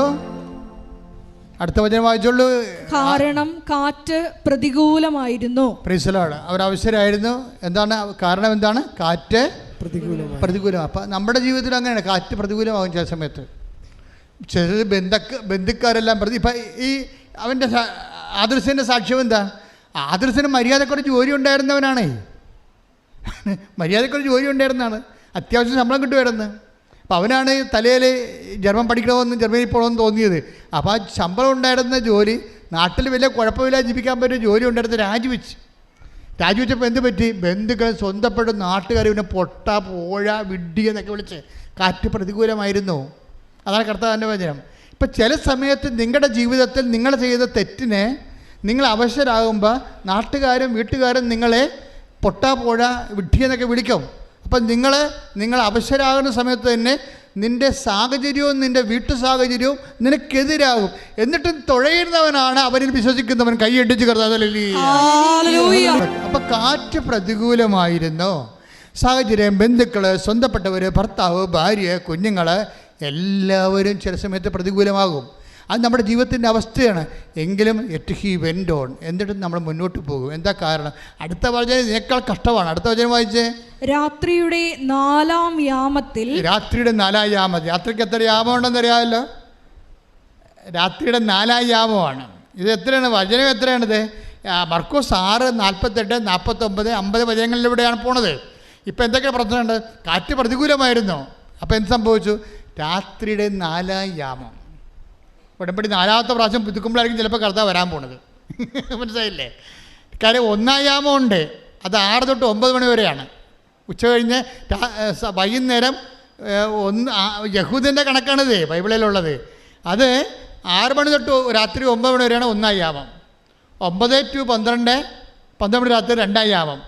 12 to 3 മണി, വെളുപ്പിന് 3 മണിയാണ് 3-ാം യാമം. 3 മണി തൊട്ട് 6 മണി വരെ നേരം വിളിക്കാനായി. 3 മണി തൊട്ട് 6 മണി വരെ. അപ്പം രാത്രിയുടെ 4-ാം യാമത്തിൽ ഓർക്കുക, കർത്താവിൻ്റെ സ്വഭാവം പഠിക്കുക. 1-ാം യാമത്തിൽ വന്നില്ലെങ്കിൽ വരികത്തില്ലെന്ന് ചിന്തിക്കരുത്, അത് അല്പക്രിസ്ത്യാനിയാണ്. 2-ാം യാമത്തിൽ അവന് ഉത്തരം തന്നില്ലെങ്കിൽ അവൻ വരത്തില്ലെന്ന് ചിന്തിക്കരുത്, അത് നീ അവിശ്വാസിയാണ്. 3-ാം യാമത്തിൽ അവൻ വന്നില്ലെങ്കിൽ നീ അവൻ വരത്തില്ല ചിന്തിക്കരുത്. അങ്ങനെ തന്നു കഴിഞ്ഞാൽ ദൈവം നിന്നെ മനുഷ്യനായിട്ട് പോലും കരുതത്തില്ല. എന്താ കാരണം? 4-ാം യാമത്തിലും അവൻ വരാൻ സാധ്യതയുണ്ട്. കാര്യം അവൻ നിനക്ക് വേണ്ടി വില കൊടുത്ത് നിന്നെ വീണ്ടെടുത്ത ദൈവമാണ്. ശ്രദ്ധിക്കട്ടെ. പരിശുദ്ധ പരമ ദിവ്യകാരുണ്യത്തിന് 48, 49, 50. അടുത്ത വചനം വായിച്ചേ. രാത്രിയുടെ 4-ാം യാമത്തിൽ അവൻ കടലിനു മീതെ നടന്ന് അവരുടെ അടുത്തെത്തി അവരെ കടന്നു പോകാൻ ഭാവിച്ചു. ഇതാണ് പ്രശ്നം. രാത്രി 4-ാം യാമത്തിൽ അവൻ നേരെ വന്ന് വള്ളത്തിൽ കയറിയതല്ല ചെയ്യുന്നത്. രാത്രി 4-ാം യാമത്തിൽ അവൻ കടലിൻ്റെ മീതെ നടന്നു വന്നു. നിൻ്റെ ദൈവം ഏത് കടലിൻ്റെ മീതെയും കാറ്റിൻ്റെ മീതെയും അവൻ നടന്നു വന്ന് നിൻ്റെ വീണ്ടെടുപ്പ് നടത്തുന്നു. ശ്രദ്ധിക്കട്ടെ. ചിലർക്ക് പറ്റുന്ന അവസ്ഥ എന്താണെന്നറിയാവോ? ഈ 1-ാം യാമത്തിൽ അവരുടെ വിഷയത്തിന് മേൽ ദൈവം കടന്നു വന്നില്ലെങ്കിൽ അവർ സ്റ്റോപ്പ് ചെയ്യും. പ്രാർത്ഥനാ ജീവിതം സ്റ്റോപ്പ് ചെയ്യും, ഉടമ്പടി ജീവിതം സ്റ്റോപ്പ് ചെയ്യും. 2-ാം യാമത്തിൽ വന്നില്ലെങ്കിൽ വേറെ കുറേ ആൾക്കാർ സ്റ്റോപ്പ് ചെയ്യും. 3-ാം യാമത്തിൽ വന്നില്ലെങ്കിൽ അടുത്ത കുറേ ആൾക്കാർ സ്റ്റോപ്പ് ചെയ്യും. ഈ 4-ാം യാമക്കാരാണ് ദൈവത്തിൻ്റെ സ്വന്തം ആൾക്കാർ. ശ്രദ്ധിക്കട്ടെ. ഹല്ലേലൂയ. Price the Lord. ഈ 4-ാം യാമത്ത് വരുന്ന ഈശോ എന്താ ചെയ്യണത്? ഇത്രയും 3 യാമങ്ങളും പ്രാർത്ഥിച്ച് കഷ്ടപ്പെട്ടും കരഞ്ഞും കൂവിയും ഈ മനുഷ്യൻ കാത്തിരിക്കുമ്പോൾ നേരെ വന്ന് വള്ളത്തെ കയറേണ്ടതല്ലേ ചെയ്യേണ്ടത്? കേണില്ല. എന്താ ചെയ്യണത്? അവരെ കടന്നു പോകാൻ ഭാവിച്ചു. ഈ കടന്നു പോകാൻ ഭാവിക്കുന്ന കർത്താവിനെ നിങ്ങൾ തിരിച്ചറിയണം. എന്തിനാണ് ഇങ്ങനെ കടന്നു പോകാൻ പ്രാർത്ഥിക്കുന്നത്? അതായത് ഈ മനുഷ്യർ അവൻ്റെ റിസ്കിലും വിശ്വാസത്തിലും അവൻ്റെ പ്രത്യാശയത്തിലും ദൈവസ്നേഹത്തിലും ഈശോയെ ക്ഷണിക്കണം. ഈ ഭാവിക്കുന്ന കർത്താവിനെ നമ്മൾ സാധാരണ ക്ഷണം കൊണ്ട് ഒക്കത്തില്ലെന്ന് ഉറപ്പായി. എന്താ കാര്യം വെച്ചാൽ നമ്മുടെ വിശ്വാസവും ഇപ്പം അപ്പോസ്തലന്മാർ എന്താ പറയുക? ഗുരു, ആ ഉറക്കം എന്തായിരുന്നു? അതൊരു ഭാവിക്കലായിരുന്നു ഇല്ലേ? 4:38 മർക്കോസ് പറഞ്ഞില്ലേ, അവൻ വള്ളത്തിൻ്റെ തോണി കിടന്ന് ഉറങ്ങിയപ്പോൾ കൊടുങ്കാറ്റ് വന്ന് കടക്ഷോഭം ഉണ്ടായി. വള്ളം ഇങ്ങനെ ഈ തിരമാലകളിട്ട് അമ്മാനമാടുകയാണ്. അമ്മാനമാടുന്നൊരു വള്ളത്തിൽ കിടന്ന് ഉറങ്ങാൻ വല്ലവർക്കും പറ്റുമോ? ശ്രാങ്കമാർക്ക് പോലും പറ്റത്തില്ല, പരിചയമുള്ള. അതായത് അപ്പോൾ എന്നിട്ടും കർത്താവ് ഉറങ്ങിയെന്ന് പറയുമ്പോൾ അത് ഉറക്കമാണ്, അതൊരു ഭാവിക്കലാണെന്ന്. അത് പറഞ്ഞു തരണമെങ്കിൽ പരിശുദ്ധാത്മാവ് ഉണ്ടാകണം നിൻ്റെ കൂടെ. നിൻ്റെ വീട്ടിൽ നിൻ്റെ കർത്താവുണ്ട്. അവൻ ഉറക്കം ഭാവിക്കണമെങ്കിൽ ദൈവവേദലെ നിൻ്റെ ഭാഗത്തുനിന്ന് ഇൻറ്റിമേറ്റായിട്ടുള്ള ഒരു വിളി ഉണ്ടാകണം. എന്താണ്? ഞങ്ങൾ നശിക്കുന്നു, അത് നിനക്ക് യാതൊരു ഗൗരവമില്ലേ? എൻ്റെ കർത്താവേ, ഞങ്ങൾ പോകാൻ ആഗ്രഹിച്ചപ്പോഴാണ് ഇപ്പോൾ അപ്പന് ക്യാൻസർ വന്നിരിക്കുന്നത്. അപ്പോൾ അതുകൊണ്ട് ഈ വിഷയത്തിൽ ഞങ്ങളെ പരീക്ഷിക്കരുത് എന്ന് പറയണമെങ്കിൽ ഒരു ബന്ധമുണ്ടാകണം. ഭാവിക്കുന്ന ഈശോയുടെ പണ്ട് മുതലേ ഉള്ളൊരു സ്വഭാവമാണ്. അതായത് നമ്മളുടെ കൂട്ടായ്മയിലേക്ക് കർത്താവ് കടന്നു വരണമെങ്കിൽ ഈ ഭാവിക്കൽ എന്ന് പറയുന്ന എന്താ സംഭവം? കടന്നു പോകാൻ ഭാവിക്കുക. അതിൻ്റെ അർത്ഥം എന്താ? ഉറങ്ങുന്നതായിട്ട് ഭാവിക്കുക.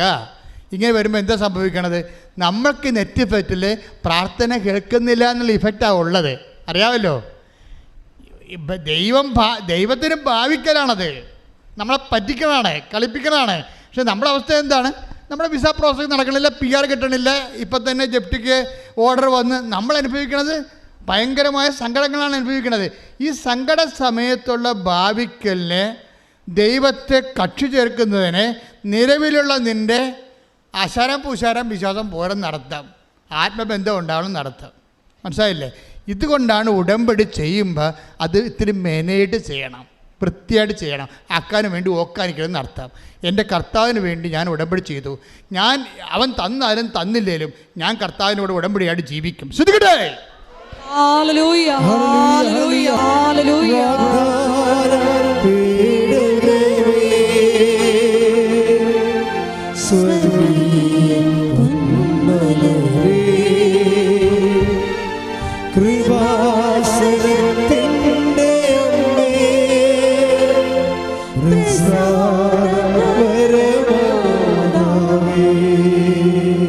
പരിശുദ്ധ പരമ ദിവ്യകാരുണ്യത്തിന്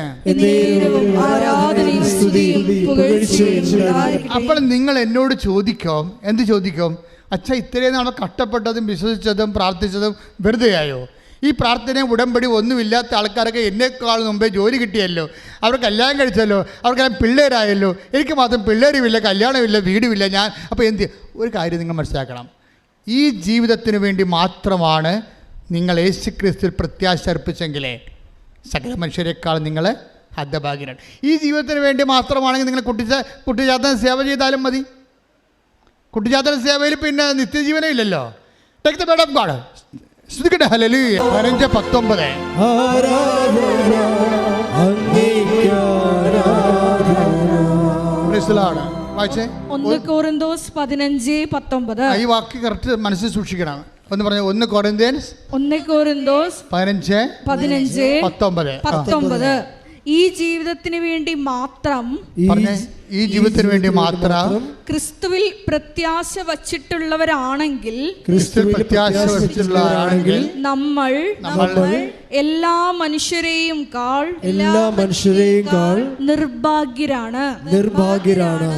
എന്താ പ്രശ്നം വെച്ച് കഴിഞ്ഞാൽ, ക്രിസ്തുവിൽ പ്രത്യാശ വെക്കുന്നവരെ ഇപ്പോൾ 1 യാമക്കാരുണ്ട്, 2 യാമക്കാരുണ്ട്, 3 യാമക്കാരുണ്ട്, 4 യാമക്കാരുണ്ട്. ആ 3 യാമത്തിലും ഭൗതിക നേട്ടം ഉണ്ടാകണില്ല. പ്രാർത്ഥന മാത്രം മിച്ചം, കഷ്ടപ്പാടും മിച്ചം, ഉറക്കമില്ലായ്മയും കഷ്ടപ്പാടും സംഘർഷവും മിച്ചം. അപ്പോൾ ഇത് എവിടെ കൊണ്ട് ദൈവം നീതിമാനാണെന്നല്ലേ നമ്മൾ പറയണത്. അപ്പോൾ പിന്നെ ഈ നമ്മളിത്രയും കഷ്ടപ്പെടാത്ത ആൾക്കാർ കാനഡയിൽ പോവുകയും കഷ്ടപ്പെട്ട നമ്മൾ കരക്ക് നിൽക്കുകയും ചെയ്യുമ്പോൾ അവസ്ഥ എന്തായിരിക്കും?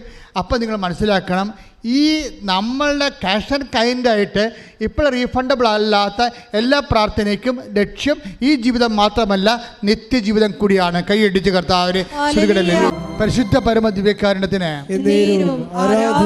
അപ്പോൾ എന്താ പ്രോബ്ലം എന്ന് വെച്ച് കഴിഞ്ഞാൽ, ഒരു spiritual life when we lead with Jesus Christ, we must have a minimum prudence. അത് കർത്താവിൻ്റെ ഒരു തീരുമാനമാണ്. ഒരു ആധ്യാത്മിക ജീവിതം നിങ്ങൾ യേശു ക്രിസ്തുവുമായിട്ടാണ് ഉരുക്കഴിക്കാൻ ഉദ്ദേശിക്കുന്നുണ്ടെങ്കിൽ നിങ്ങൾക്കൊരു മിനിമം വിവേകമുണ്ടാകണം. കർത്താവ് എന്താ പറഞ്ഞത്? വിവേകമുള്ള കന്യകമാരും വിവേകമില്ലാത്ത കന്യകമാരും. And spiritual life is an intelligent life, not emotional life. നിൻ്റെ പ്രാർത്ഥനയ്ക്ക് നിൻ്റെ ഉത്തരം കിട്ടുന്നില്ലെങ്കിൽ, ഈ ജീവിതത്തിന് വേണ്ടി അത് മറുപടി തരുന്നില്ലെങ്കിൽ, ആ വിഷയത്തിന് അപ്പോൾ തരുന്നില്ലെങ്കിൽ, നീ ഉടനെ പറയണം, കർത്താവേ, ഈ പ്രാർത്ഥനയ്ക്ക് ഈ ഘട്ടത്തിൽ നീ എനിക്ക് ഉത്തരം തന്നിട്ടില്ല. എൻ്റെ കടങ്ങൾ അങ്ങനെ നിൽക്കുന്നു, എൻ്റെ മകള് വരുമാനമില്ലാതെ ജോലി വീട്ടിൽ നിൽക്കുന്നു, അവളുടെ കല്യാണം ഒത്തുവരണില്ല, ഈ ഘട്ടത്തിൽ നീ എനിക്ക് ഉത്തരം തന്നില്ല. എനിക്ക് പരാതിയില്ല, എനിക്ക് പരിഭവമില്ല. എന്താ കാര്യം? ഞാൻ ഈ ജീവിതത്തിന് വേണ്ടി മാത്രമല്ല നിന്നെ ആശ്രയം വെച്ചിരിക്കേണ്ടത്. അതുകൊണ്ട് ഈ ഘട്ടത്തിൽ എൻ്റെ വേദന, എൻ്റെ പ്രാർത്ഥനയ്ക്ക്, എൻ്റെ കോസിന് വേണ്ടി, the cause V Zafar against my passions and sufferings, ഞാൻ എന്ത് ചെയ്യണം? അത് ഡെഡിക്കേറ്റ് ചെയ്യുന്നു. എന്തിനു വേണ്ടിയാണ്? എൻ്റെ നിത്യജീവന് വേണ്ടി, ക്രിസ്തുവിന് വേണ്ടി. നിങ്ങൾ കേൾക്കപ്പെടാത്ത എല്ലാ പ്രാർത്ഥനകളും, അത് കേൾക്കപ്പെടാത്തത് വരെ എന്തിനു വേണ്ടി കാഴ്ചവെക്കേണ്ടത്? ഈ ജീവിതത്തിന് വേണ്ടി മാത്രമല്ല, പിന്നെ എന്തിനാണ്? നിത്യജീവിതത്തിന് വേണ്ടി പ്രാർത്ഥിക്കുക. കർത്താവേ, സുവിശേഷത്തിന്റെ പൊരുളറിയാൻ പരിശുദ്ധാത്മാവിന്റെ വ്യാഖ്യാനം നൽകി ഞങ്ങളെ നിലനിർത്തുന്നതിന് നന്ദി പറയുന്നു. ഇന്ന് വരെ ഞാൻ ക്ലേശിക്കുന്ന പ്രാർത്ഥനയ്ക്കുത്തരം കിട്ടാത്ത ഓരോ വിഷയങ്ങളുള്ള വിശ്വാസമായി, നിന്നിലുള്ള പ്രത്യാശയായി, സർവോപരി ദൈവ സ്നേഹമായി ഞാൻ കാഴ്ചവെക്കുന്ന നിന്നോടൊത്തുള്ള എൻ്റെ നിത്യജീവിതത്തിനായി, നിന്നോടൊത്തുള്ള എൻ്റെ നിത്യജീവിതത്തിനായി ശ്രദ്ധിക്കട്ടെ. ഭാവിക്കുന്ന ഈശോയാണ് നമ്മൾ കാണുന്നത്, അല്ലേ? ഈ ഭാവിക്കുന്ന നമ്മുടെ ജീവിതത്തിൽ ഉത്തരം തരാതെ, പ്രാർത്ഥനയ്ക്ക് ഉത്തരം തരാതെ കർത്താവ് സൈലൻസായി കാണപ്പെടുന്ന സമയങ്ങളിൽ അവൻ നമ്മളെ കടന്നു പോകാൻ ഭാവിക്കുമ്പോൾ നമുക്ക് എന്തുണ്ടാകണമെന്ന് അച്ഛൻ പറഞ്ഞത്? ഇൻറ്റിമസി ഉണ്ടാകണം. പിന്നെ ആ പ്രാർത്ഥന സാങ്കേതികമായ ചട്ടപ്പടിയുള്ള അനുഷ്ഠാന പ്രാർത്ഥനയല്ല, ആത്മബന്ധത്തിൻ്റെ പുതിയ പ്രാർത്ഥനയാണ്. ആ പ്രാർത്ഥന നിൻ്റെ ആത്മാംശമുണ്ടാകണം. അപ്പോസ്തലന്മാർ ചോദിച്ചില്ലേ, ഞങ്ങൾ നശിക്കുന്നത് നിനക്ക് ഒരു ഗൗരവവും ഇല്ലെന്ന് ചോദിക്കാൻ വേണ്ടി മാത്രം നിൻ്റെ ആധ്യാത്മികത ദൈവബന്ധത്തിൻ്റെ ആധികാരികത ആവശ്യപ്പെടുന്നുണ്ട്. അതുകൊണ്ട് ആധികാരികമായ ആത്മബന്ധത്തിൻ്റെ ആഴങ്ങളിലേക്ക് നിൻ്റെ ജീവിതത്തെ കൊണ്ടുപോകാൻ വേണ്ടി കർത്താവ് ഭാവിക്കുന്ന കാര്യങ്ങളെ വിവേചിച്ചറിയാൻ നമ്മൾ ബാധ്യസ്ഥരാണ്. ശ്രദ്ധിക്കട്ടെ.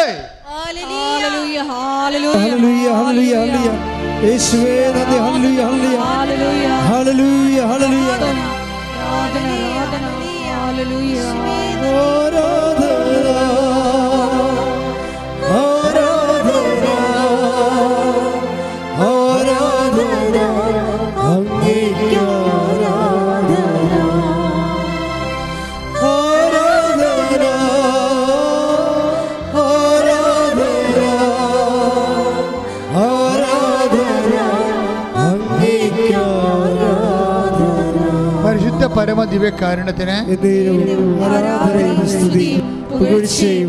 ഇതിൻ്റെ അർത്ഥം എന്താ? പൊട്ടത്തറ ഒന്നും കാണിക്കരുതെന്നാണ് ഈ കാലെ പിടിച്ച് ഞാൻ പറയുന്നത്. കർത്താവായിട്ട് വഴക്കിടരുത്, പരിഭവം കാണിച്ച് മാറരുത്, പ്രാർത്ഥന മുടക്കരുത്. അത് പണ്ടിതുപോലെ പ്രാർത്ഥന മുടക്കി കർത്താവിൻ്റെ വരവും പ്രതീക്ഷിച്ച് വരാതിരുന്നപ്പോൾ ചമ്മിപ്പോയ ഒരാളുണ്ട് ബൈബിളിൽ. ആരാണത്? മറിയം. ഒരു കാലത്ത് കർത്താവിൻ്റെ പാദാന്ത്യത്തിൽ നിന്ന് വചനങ്ങളെല്ലാം കേട്ടതാണ്. പക്ഷേ കുടുംബത്തിൽ കേട്ടത് മിച്ചം. അപ്പം ഭർത്താവ് വേലയും കൂരിയും ഉണ്ടായിരുന്നവൻ കുടുംബത്തിൽ അരി വാങ്ങിക്കാൻ അത്താഴം മുടക്കാതെ കൊണ്ടുവന്ന ആങ്ങളെ തന്നെ പണി മേടിച്ച് അവൻ ചത്തുപോയി. അവൻ ചത്തത് ക്ഷീണമായപ്പോൾ തന്നെ മാർത്ത ആളെ വിട്ടാണ് വന്നില്ല. മരിച്ചപ്പോൾ വരുമെന്ന് വിചാരിച്ച് വന്നില്ല, അടക്കത്തെ വരുമെന്ന് വിചാരിച്ച് വന്നില്ല. യാമങ്ങളിങ്ങനെ മാറി മാറി വരിക. ചീഞ്ഞപ്പോൾ വന്ന. പക്ഷെ ചീഞ്ഞപ്പോൾ വന്നപ്പോഴേ അന്ന് അടുക്കള പണിക്ക് ചെയ്തിരുന്ന മാർത്തയാണ് ലീഡ് ചെയ്തത്. മറിയത്തിൻ്റെ കാര്യം സ്വാഹ. എന്താ കാര്യം? അവൾ വീട്ടിൽ തന്നെ ഇരുന്നെന്നാണ് ബൈബിൾ പറയണത്. ഓടിപ്പോയതാരാണ്? മറിയം. മാർത്ത കർത്താവോട് പറയുന്നൊരു വാക്കുണ്ട്, ഞാൻ ഈ ജീവിതത്തിന് വേണ്ടിയല്ല നിൻ്റെ പുറകെ നടന്നത്, ഞാൻ നടന്നത് നീ വരാനിരിക്കുന്ന രക്ഷകനാണെന്ന്. കർത്താവേ, നീ ഇവിടെ ഉണ്ടായിരുന്നെങ്കിൽ എൻ്റെ സഹോദരൻ മരിക്കരുത്, ഐ നോ ഇറ്റ്. നീ ഇവിടെ ഇല്ലല്ലോ, ഇപ്പം ഇല്ലാത്തതിന് പിന്നെ ഉണ്ടെന്ന് പറഞ്ഞൊരു കാര്യമില്ലല്ലോ.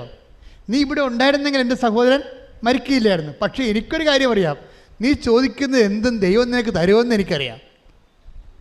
അങ്ങനെ ചത്ത് കിടക്കുമ്പോഴും ചീഞ്ഞ് കിടക്കുമ്പോഴും ചീഞ്ഞ് അഴുകിയിരിക്കുമ്പോഴും നീ ചോദിക്കണത് എന്തും ദൈവം നിനക്ക് തരുമെന്ന് എനിക്കറിയാമെന്ന് പറയുന്നതാണ് മറിയത്തെക്കാൾ വലിയ വിശ്വാസം. ശ്രുതിക്കട്ടെ ഹല്ലേലൂയ.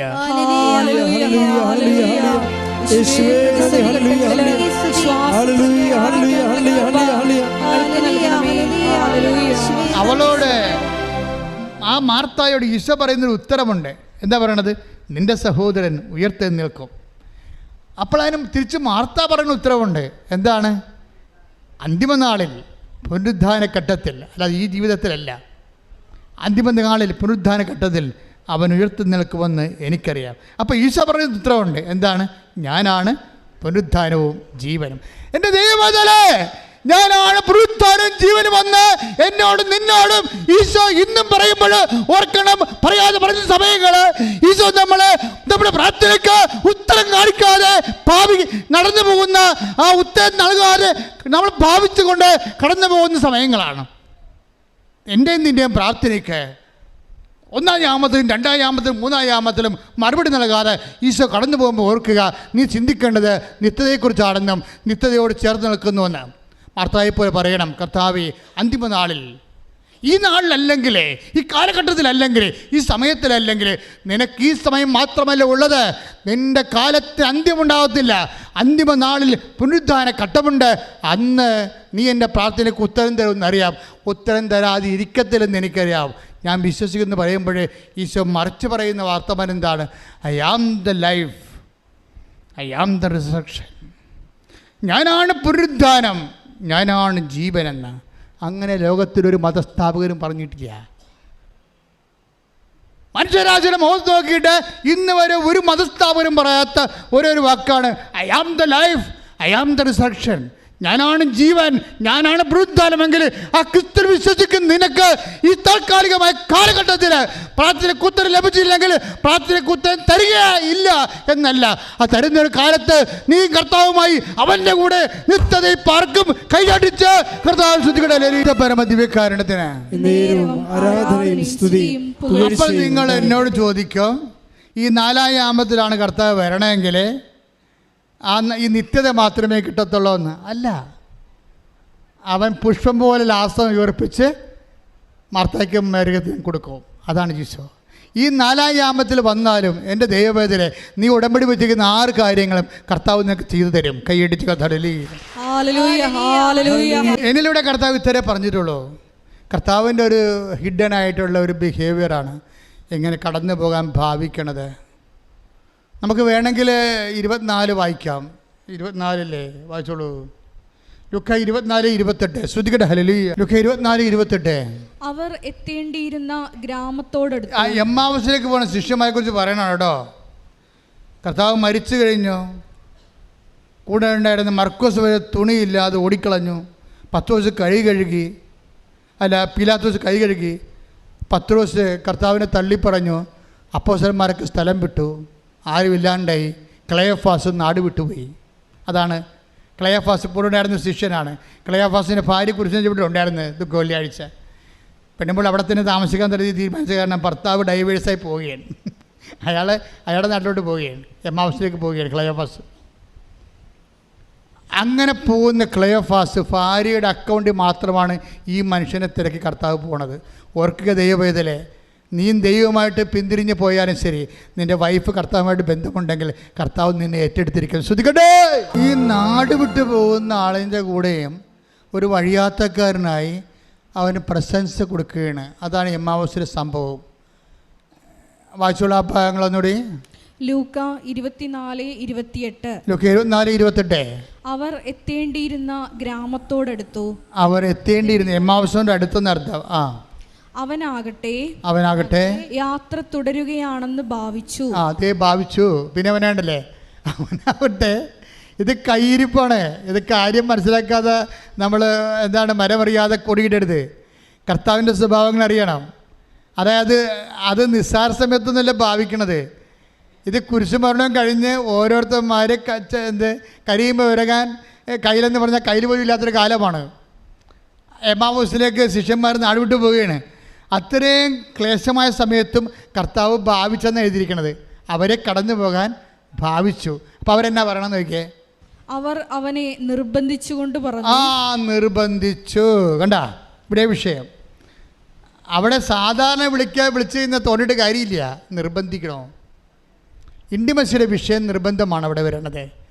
അവർ അവനെ നിർബന്ധിച്ചുകൊണ്ട്, അവനെ വിളിച്ചോ എന്നല്ല പറയണത്, നിർബന്ധിച്ചുകൊണ്ട്. നമ്മുടെ സൽപ്രവർത്തികളും നമ്മുടെ പ്രാർത്ഥനകളും നമ്മുടെ മറ്റെല്ലാ വിഷയങ്ങളും മാറ്റിവെച്ചുകൊണ്ട് ഉടമ്പടി സ്വയമായിട്ട് നിങ്ങളെന്താ ചെയ്യണമെന്ന് വെച്ചാൽ 90% കുടുംബകാര്യവും 10% ഉടമ്പടിയായിട്ട് പോയിട്ടാണ് കുഴപ്പമാകണത്. ദൈവത്തെ തോന്നിയിട്ടില്ല നിങ്ങൾ ഉടമ്പടി എടുത്തായിട്ട്, സേവ് ആയിട്ടില്ല. അതാ പ്രശ്നം. കമ്പ്യൂട്ടർ അടിച്ച് കയറുമ്പോൾ DTP ചെയ്യുമ്പോൾ പറയത്തില്ലേ, നമ്മൾ ചെന്ന് ഇപ്പോൾ DTP ചെയ്തിട്ട് നമ്മൾ ചെന്ന് ചോദിക്കുകയാണ്, അതിൻ്റെ കോപ്പി തരാൻ പറയുമ്പോൾ അയ്യോ സോറി അത് സേവ് ആയിട്ടില്ലെന്ന് പറയും. സേവ് ചെയ്യാൻ മറന്നുപോയി. അതുപോലെ നമ്മുടെ പ്രാർത്ഥന പലതും ദൈവത്തിൻ്റെ തിരുസേന സേവ് ആയിട്ടില്ല. ഉടമ്പടി പല ആൾക്കാരുടെയും സേവ് ആയിട്ടില്ല ദൈവത്തിൻ്റെ. എന്താ കാര്യം? ഉടമ്പടി 5% ഇൻവെസ്റ്റ് ചെയ്തിരിക്കുന്നത്. ബാക്കിയെല്ലാം പഴയതുപോലെ ജീവിക്കണം. നിൻ്റെ ജീവിതം, മറ്റേ കൂട്ടുകാരുടെ ജീവിതവും വീട്ടിലുള്ള കാര്യവും ഉടമ്പടി you are living as if you are not taking ഉടമ്പടി. നിങ്ങൾ ജീവിക്കണത് ഉടമ്പടി എടുത്തിട്ടേ ഇല്ലെന്ന് പറഞ്ഞാൽ ജീവിക്കണത്. അതുകൊണ്ടാണ് സേവ് ചെയ്യാത്തത്. അപ്പോൾ അവരൊന്ന് റീത്തിങ്ക് ചെയ്യണം, നല്ലതാണ്. ഉടമ്പടി എടുത്തിട്ടുള്ള ആൾക്കാർ, മിടുക്കന്മാരുടെ ആൾക്കാർ ഒത്തിരി യൂട്യൂബിൽ സാക്ഷ്യം പറഞ്ഞിട്ടുണ്ട്. അവരെങ്ങനെയാണ് ഉടമ്പടി ചെയ്തത്. അവർ ഓരോ നിമിഷവും they are beware of their covenant. അവർ ആ ഉടമ്പടിയെക്കുറിച്ച് അവർ വളരെ ആകുലചിത്തരും ശ്രദ്ധയുള്ളവരുമാണ്. അവർ 5 എന്തെല്ലാം പ്രശ്നം ഉണ്ടെന്ന് പറഞ്ഞാൽ നിങ്ങൾക്കറിയാമല്ലോ. നിങ്ങൾക്കൊരു ഉണർവുണ്ടെങ്കിൽ കർത്താവിനൊരു 9 ഉണർവുണ്ടാവും. നിങ്ങൾക്ക് ഒരു ഉണർവുണ്ടായാൽ കർത്താവിന് 9 ഉണർവുണ്ടാവും. കഴിഞ്ഞ ദിവസങ്ങൾ ഒരു മോളെ വയനാട്ടിൽ നിന്ന് കൃപാസനത്തിൽ വരികയാണ്. എന്തിനാണെന്നറിയാവോ? അവളുടെ വിഷയം ഞാൻ മറന്നുപോയി, പക്ഷേ നല്ല സാക്ഷ്യമാണത്. വയനാട്ടിൽ നിന്ന് കൃപാസനത്തിൽ വന്നിരിക്കുന്നതിനാണ് ഇത്തിരി ഉപ്പ് കിട്ടാൻ വേണ്ടി വരികയാണ്. എന്താ സ്ഥലപ്രശ്നം എന്തോ ഒക്കെയാണ്. അപ്പോൾ ഉപ്പ് കിട്ടാൻ വരികയാണ്. ഉപ്പ് ചോദിച്ച ആൾ കൊടുത്തില്ല. അതാ ഉപ്പ് കൂടെ അവർ ചോദിച്ച ആളെ കൊടുത്തില്ല. അതുകൊണ്ട് ഈ ഉപ്പ് എവിടെ നിന്ന് കിട്ടുമെന്ന് വിചാരിച്ചുകൊണ്ട് അവർ ഒറ്റക്ക് വന്നപ്പോൾ ആരും കൂടെ വരാനില്ല. പിന്നെ 10 വയസ്സുള്ള മകൾ ചേർത്തുകൊണ്ട് കോഴിക്കോട് ബസ് സ്റ്റാൻഡിൽ വന്നിട്ട് അവിടുന്ന് പിന്നീട് ട്രെയിനിന് വന്ന് അവിടുന്ന് പിന്നെ ട്രെയിനിന് വന്ന് മാരേക്കുളത്ത് ഇറങ്ങി ഒറ്റയ്ക്ക് ഇവിടെ വരികയാണ്. ഇതൊക്കെ ദൈവം കാണുന്നില്ലേ? അവൾ ഒറ്റക്കാണ് വരുന്നതെന്നൊക്കെ ദൈവം കാണുന്നില്ലേ? അവിടെ കൂട്ടാരിയില്ലെന്ന് കാണുന്നില്ലേ? അങ്ങനെ ഒറ്റക്ക് നീ ചെയ്യുമ്പോൾ അതെല്ലാം കാണുന്ന ഒരാളുണ്ട്. നിൻ്റെ സത്യസന്ധത, അത് അവളുടെ സാക്ഷ്യം നീ കേൾക്കണം. കഴിഞ്ഞ ആഴ്ചത്തെ ഏറ്റവും ടോപ്പ് സാക്ഷ്യം അതാണ്. ദൈവത്തിൻ്റെ സാന്നിധ്യം നേരിട്ട് അനുഭവിക്കുന്ന സാക്ഷ്യമാണ്. അപ്പം നമ്മൾ ചെയ്യുമ്പോൾ ഈ ഉടമ്പടി എടുക്കണ ആ ഒരാഴ്ചയല്ല, ആ എല്ലാ കാലഘട്ടത്തിലും ഞാൻ ദൈവമായിട്ട് ഉടമ്പടിയിലാണെന്നുള്ള ബോധ്യത്തിൽ നീ ജീവിക്കാൻ തുടങ്ങിയാൽ മറ്റുള്ളവരൊക്കെ തോന്നിവാസങ്ങൾ ഒത്തിരി പറയും. എടാ, നിങ്ങൾക്കൊരു കാര്യം അറിയാമല്ലോ, എൻ്റെ രൂപത്തിൽ അച്ഛന്മാർ ഇന്നും എന്നെ ക്രൂശിക്കുന്നവരുണ്ട്. ഇതിപ്പോൾ തുടങ്ങിയതല്ല. ഞാൻ ഈ ശുശ്രൂഷ ഏറ്റെടുത്ത കാലം മുതൽ ഒരു പറ്റം ആൾക്കാരുടെ പുറകെ ഉണ്ട്. അതിപ്പോൾ പുറത്തുള്ളവരുണ്ട്, അകത്തുള്ളവരുണ്ട്. അച്ഛന്മാർ തന്നെ വീഡിയോ ഇറക്കുന്നുണ്ട്. എന്നിട്ടും എന്തുകൊണ്ടാണ് ഞാൻ ഈ ശുശ്രൂഷയോട് മുന്നോട്ട് പോകുന്നത്? ഞാൻ കണ്ട ഒരാളുണ്ട്, അത് വേറെ ആരും കാണാത്ത ആളാണ്. എന്തുകൊണ്ടാണ് മാതാവിൻ്റെ പ്രത്യക്ഷീകരണം ഉണ്ടായത്? ചുമ്മാ ഉണ്ടായതാണ്? അല്ല. ഒരു ജീവിതമുണ്ട്, ജീവിച്ച് തീർത്ത, പട്ടം കിട്ടിയ കാലം പോലെ ഇന്ന് വരെ ജീവിച്ച് തീർത്ത ഒരു ജീവിതമുണ്ട്. അതുകൊണ്ട് എനിക്കറിയാം ആർക്കും പ്രതിരോധിക്കാൻ പറ്റത്തില്ല. എന്താ കാര്യം? സത്യത്തെ പ്രതിരോധിക്കാൻ ആർക്ക് കഴിയും? നുണയ്ക്ക് കഴിയാൻ പറ്റുമോ? എന്തെല്ലാം നുണപ്രചരണങ്ങൾ, എന്തുമാത്രം വീഡിയോകളൊക്കെ ഓരോ സ്ഥലത്തു നിന്നൊക്കെ കൃപാസനത്തിനെതിരെ വരുമ്പോഴും ഞാൻ ചിരിച്ച് തള്ളിക്കളയും. എന്താ കാരണം വെച്ച് കഴിഞ്ഞാൽ ഞാൻ എപ്പോഴും പറയും, എന്താ പ്രശ്നം? സാക്ഷ്യമാണ് സത്യം, അല്ലാതെ ആശയമല്ല. ഇത് inevitable defeat of the ideal by the real എന്ന് വെച്ചാൽ അർത്ഥം എന്താ? ഞാൻ എൻ്റെ മനസ്സിൽ കൊടുക്കുന്ന ജീവിതത്തിൻ്റെ തത്വമാണ്. എന്താണ്? Inevitable defeat of the ideal. എപ്പോഴായാലും അനിവാര്യമായിട്ട് ആശയങ്ങൾ തോൽക്കപ്പെടുകയും എന്തു ചെയ്യും? ബൈ ദ റിയൽ, യാഥാർത്ഥ്യങ്ങൾ ആശയങ്ങളെ തോൽപ്പിക്കും. യാഥാർത്ഥ്യം എന്താണ്? യേശു ക്രിസ്തു ഇന്നും ജീവിക്കുന്നു എന്നുള്ള ആദ്യ യാഥാർത്ഥ്യം. തെളിവെന്താണ്? ഓരോ മനുഷ്യൻ ഒറ്റ ദിവസം കൊണ്ട്, ഒറ്റ ആഴ്ച കൊണ്ട് അവൻ്റെ പാപങ്ങൾ ഉപേക്ഷിച്ചുകൊണ്ട്, അവൻ വിശുദ്ധീകരിക്കപ്പെട്ടുകൊണ്ട്, മനുഷ്യ സമൂഹത്തിന് വേണ്ടി പുനഃസമർപ്പണം ചെയ്തുകൊണ്ട് ദൈവനാമത്തെ അമഹത്വപ്പെടുന്ന സാക്ഷ്യത്തിൻ്റെ ഒരു ചരിത്രമാണ് കഴിഞ്ഞ 36 കൊല്ലത്തെ കൃപാസന ചരിത്രമെങ്കിൽ ആ ചരിത്രം ഇനി അപ്രതിരോധമായിട്ട് ആർക്കും തടുക്കാനാവാത്ത വിധത്തിൽ മുന്നോട്ട് കൊണ്ടുപോകുന്നത് ഞാനല്ല. എന്താണ്? എന്നെ വിളിച്ച ദൈവവും ആ ദൈവം അയച്ച പരിശുദ്ധ അമ്മയുമാണ്. കൈ ഇടിച്ച് കർത്താവ് എല്ലാവരും എഴുന്നേൽക്കുക.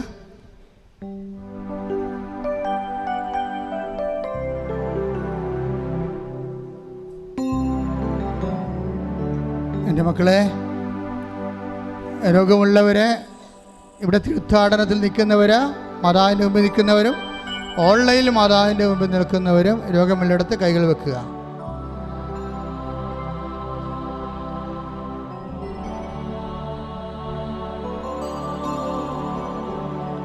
അച്ഛൻ കൈവർത്തി യേശുനാമത്തിൽ പ്രാർത്ഥിക്കുമ്പോൾ അപ്പാ ഈശോയെ നാമത്തെ മഹത്വപ്പെടുത്തുകയും അമ്മ മധ്യസ്ഥം വഹിക്കുകയും വിശുദ്ധ രക്തസാക്ഷികളെ അതിനെ സന്ധിക്കുകയും ചെയ്യുന്ന സ്വർഗീയ നിമിഷങ്ങളിലേക്കാണ് നമ്മൾ പോകുന്നത്. അച്ഛൻ പ്രാർത്ഥിക്കുമ്പോഴൊക്കെ മക്കൾ സ്തുതിച്ചുകൊണ്ടിരിക്കട്ടെ സന്തോഷത്തോടെ. ഇപ്പോഴും അടിപ്പണ്ട പോലെ വൈദാഘാതം പോലെ ദൈവിക ശക്തി നിങ്ങളൊക്കെ ആവശ്യിക്കുന്ന സമയമാണ്. കർത്താവേ, നിൻ്റെ വിശുദ്ധ പൗരോഹിത്യത്തെ മഹത്വപ്പെടുത്തണമേ കർത്താവേ. കർത്താവേ, സഭയിലുള്ള സാന്നിധ്യം പ്രകടമാക്കണമേ കർത്താവേ. 36 വർഷം അർപ്പിച്ച കുർബാനയുടെ യോഗ്യതയാൽ കൃപാസ്ഥാനത്താരയിൽ ജീവനോടെ പ്രത്യക്ഷപ്പെട്ട പരിശുദ്ധ അമ്മയുടെ മാധ്യസ്ഥത്തിൽ ഉച്ച മുതൽ ഉള്ളംകാലം വരെ ഓരോ കോശങ്ങളിലെ, ഓരോ ക്ലേശങ്ങളിലെ, ഓരോ സന്ധിബന്ധങ്ങളിലെ, മാംസപേശികളിലെ, രക്തഞരമ്പുകളിലെ, ശരീരകോശങ്ങളിലെ, രക്തധമനികളിലെ, യേശു ആന്തരിക അവയവങ്ങളിലെ യേശുവിൻ്റെ ഉന്നതമായ നാമത്തിലെ മാർഗരോഗങ്ങളെ മാറിപ്പോകട്ടെ.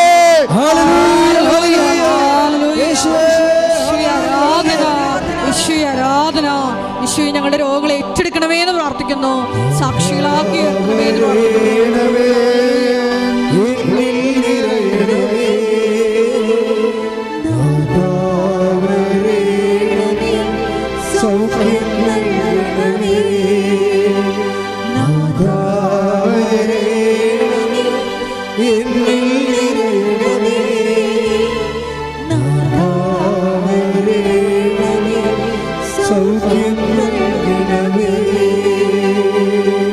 മക്കളെ, കൈ നെഞ്ചത്ത് വെച്ചുകൊണ്ട് കണ്ണടച്ചുകൊണ്ട് കൈ നെഞ്ചത്ത് വെച്ചുകൊണ്ട് അൾത്താരയിൽ എഴുന്നള്ളിരിക്കുന്ന ഈശോയെ നോക്കിക്കൊണ്ട് പ്രാർത്ഥിക്കേണ്ട സമയമാണ്. അച്ഛൻ പ്രാർത്ഥിക്കാൻ പോകുന്ന വിഷയങ്ങൾ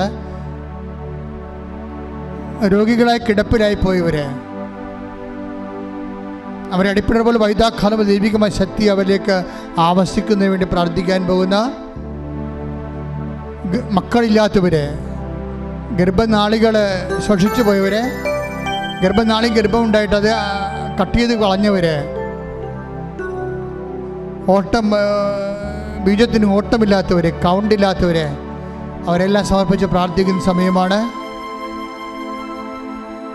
വിഷജന്തുക്കൾ കുത്തുകയോ ഒക്കെ ചെയ്തതിൻ്റെ പേരിൽ, രക്തത്തിൽ വിഷം കയറിയതിൻ്റെ പേരിൽ രോഗങ്ങൾ വിട്ടുമാറാത്തവര്, കർത്താവിൻ്റെ വിശുദ്ധമായ രക്തം അവരുടെ ശരീരത്തിലേക്ക് പ്രവഹിക്കുന്നതിന് വേണ്ടി പ്രാർത്ഥിക്കുന്ന സമയമാണ്. വാരിപ്പറ്റുകൾ ശോഷിക്കുന്നവരെ, അസ്ഥി ശോഷിക്കുന്നവരെ, അസ്ഥി ഉരുക്കമുള്ളവർ, PCOD രോഗികൾ, അതുപോലെ RSS രോഗികൾ, കുടൽ രോഗികൾ, എല്ലാവർക്കും വേണ്ടി പ്രാർത്ഥന സമയമാണ്. കരൾ രോഗികൾ, ശ്വാസകോശ രോഗികൾ, കിഡ്നി രോഗികൾ, അതുപോലെ തന്നെ തൈറോയ്ഡ് രോഗികൾ, ബ്രെയിൻ അസുഖമുള്ളവർ, ഹൃദയത്തിൻ്റെ രോഗമുള്ളവർ, വെരിക്കോസിൻ്റെ അസുഖമുള്ളവർ, എല്ലാവരെയും സ്തുതിക്കട്ടെ. ലലിയ കർത്താവ്, നിൻ്റെ ഉന്നതമായ നാമത്തിന് സ്വന്തം ചെയ്യുന്ന കർത്താവ്, നിൻ്റെ വിശുദ്ധ പൗരോഹിത്യത്തെ മഹത്വപ്പെടുന്ന കർത്താവ്, സഭയിലുള്ള സാന്നിധ്യം പ്രകടമാക്കണം കർത്താവ്. അമ്മയെ പരിശുദ്ധമ്മ ദേവമാതാവേ, എല്ലാ മക്കൾക്ക് വേണ്ടി മധ്യസ്ഥം പ്രാർത്ഥിക്കണമേ. എൻ്റെ കർത്താവിൻ്റെ ഉന്നതമായ നാമത്തിൽ, സഭയുടെ അധികാരത്തിൽ, കുരിശിൻ്റെ അടയാളത്തിൽ, ദൈവശക്തിയാൽ മാരകരോഗങ്ങൾ, തീരാവ്യാധികൾ യേശുവിൻ്റെ നാമത്തിൽ മാറിപ്പോകട്ടെ.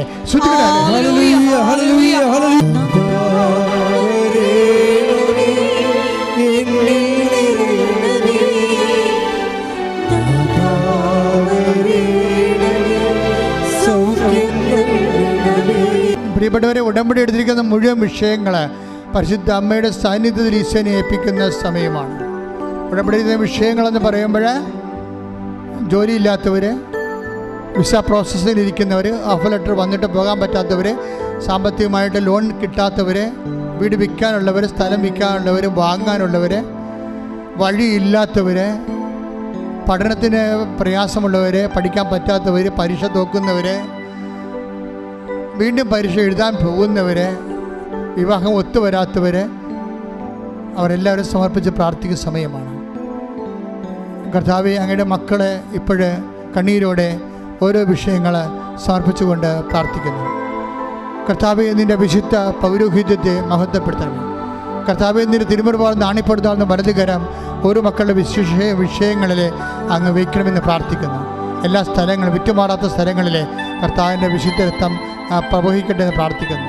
വിട്ടുമാറാത്ത വേദനകൾ, രോഗങ്ങൾ, അതുപോലെ തന്നെ നമ്മുടെ സ്വന്തം കഴിവ് കൊണ്ട് ഇനി ഈ വിഷയം പരിഹരിക്കാൻ പറ്റത്തില്ലെന്ന് തോന്നുന്ന വിവിധ വിഷയങ്ങൾ ഇപ്പോൾ പരിശുദ്ധ അമ്മയുടെ മാധ്യസ്ഥ ഈശോയ്ക്ക് സമർപ്പിക്കുന്നു. കർത്താവിൻ്റെ കരുണ മക്കളിലേക്ക് ചൊരിയട്ടെ. കർത്താവേ, എല്ലാ തരത്തിലും എല്ലാ സ്ഥാവര ജംഗം വസ്തുക്കൾ നശിച്ചു പോയവർ, നഷ്ടപ്പെട്ടവർ, അന്യാധീനപ്പെട്ടവർ, കിട്ടാൻ നിവൃത്തിയില്ലാത്തവർ, കൊടുത്തു പോയിട്ട് കിട്ടാൻ നിവൃത്തിയില്ലാത്തവരെല്ലാം സമർപ്പിച്ച് പ്രാർത്ഥിക്കുന്നു. കർത്താവ്, ദൈവത്തിൻ്റെ കരുണ മക്കളിലേക്ക് ആവശ്യിക്കട്ടെ. ജയിലിൽ പെട്ടുപോയവർ, കർത്താവ് അന്യ രാജ്യങ്ങളിൽ പെട്ടുപോയവർ, കർത്താവ് മറ്റു രാജ്യങ്ങളിലേക്ക് വിസയും എടുത്തിട്ട് പോകാൻ പറ്റാത്തവർ, അതിന് പ്രോസസ്സ് നടക്കാത്തവർ, അതുകൊണ്ട് ബ്ലോക്ക് വന്നു പോയവർ, കർത്താവ് പല രാജ്യങ്ങളിൽ ഇന്ത്യക്കാർക്ക് പോകാൻ പറ്റാത്ത അവസ്ഥയിൽ നയതന്ത്രപരമായിട്ടുള്ള വിഷമങ്ങളുള്ള വിഷയങ്ങൾ അതെല്ലാം കർത്താവ് ഏറ്റെടുക്കുകയും രാജ്യങ്ങൾ തമ്മിൽ ധാരണയായിരിക്കാൻ, കർത്താവ് അതുവഴി യുദ്ധങ്ങൾ വരെ അവസാനിക്കാൻ പരിശുദ്ധ ദേവതാരെ മാധ്യസ്ഥത്തിൽ ദൈവത്തിൻ്റെ കരുണ ചൊരിയട്ടെ.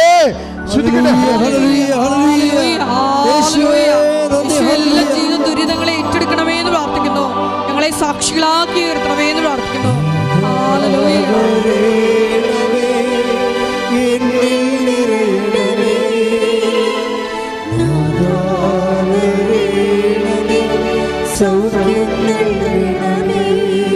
മുട്ടനിക്കുക.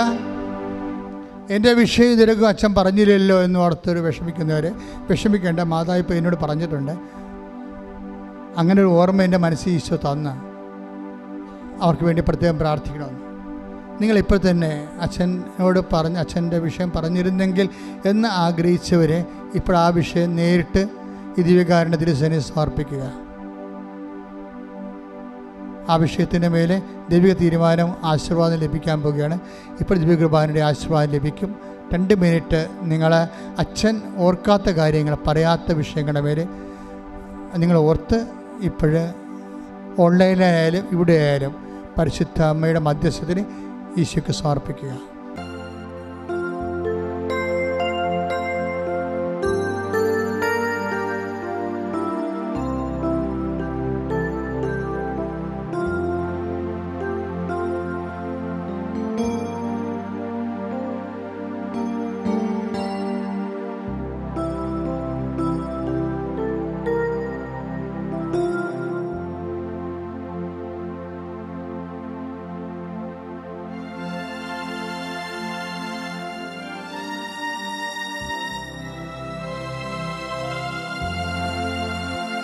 പരിശുദ്ധ പരമമാ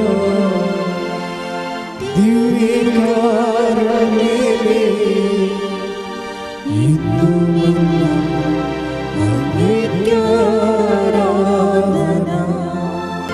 ആവേ ആവേ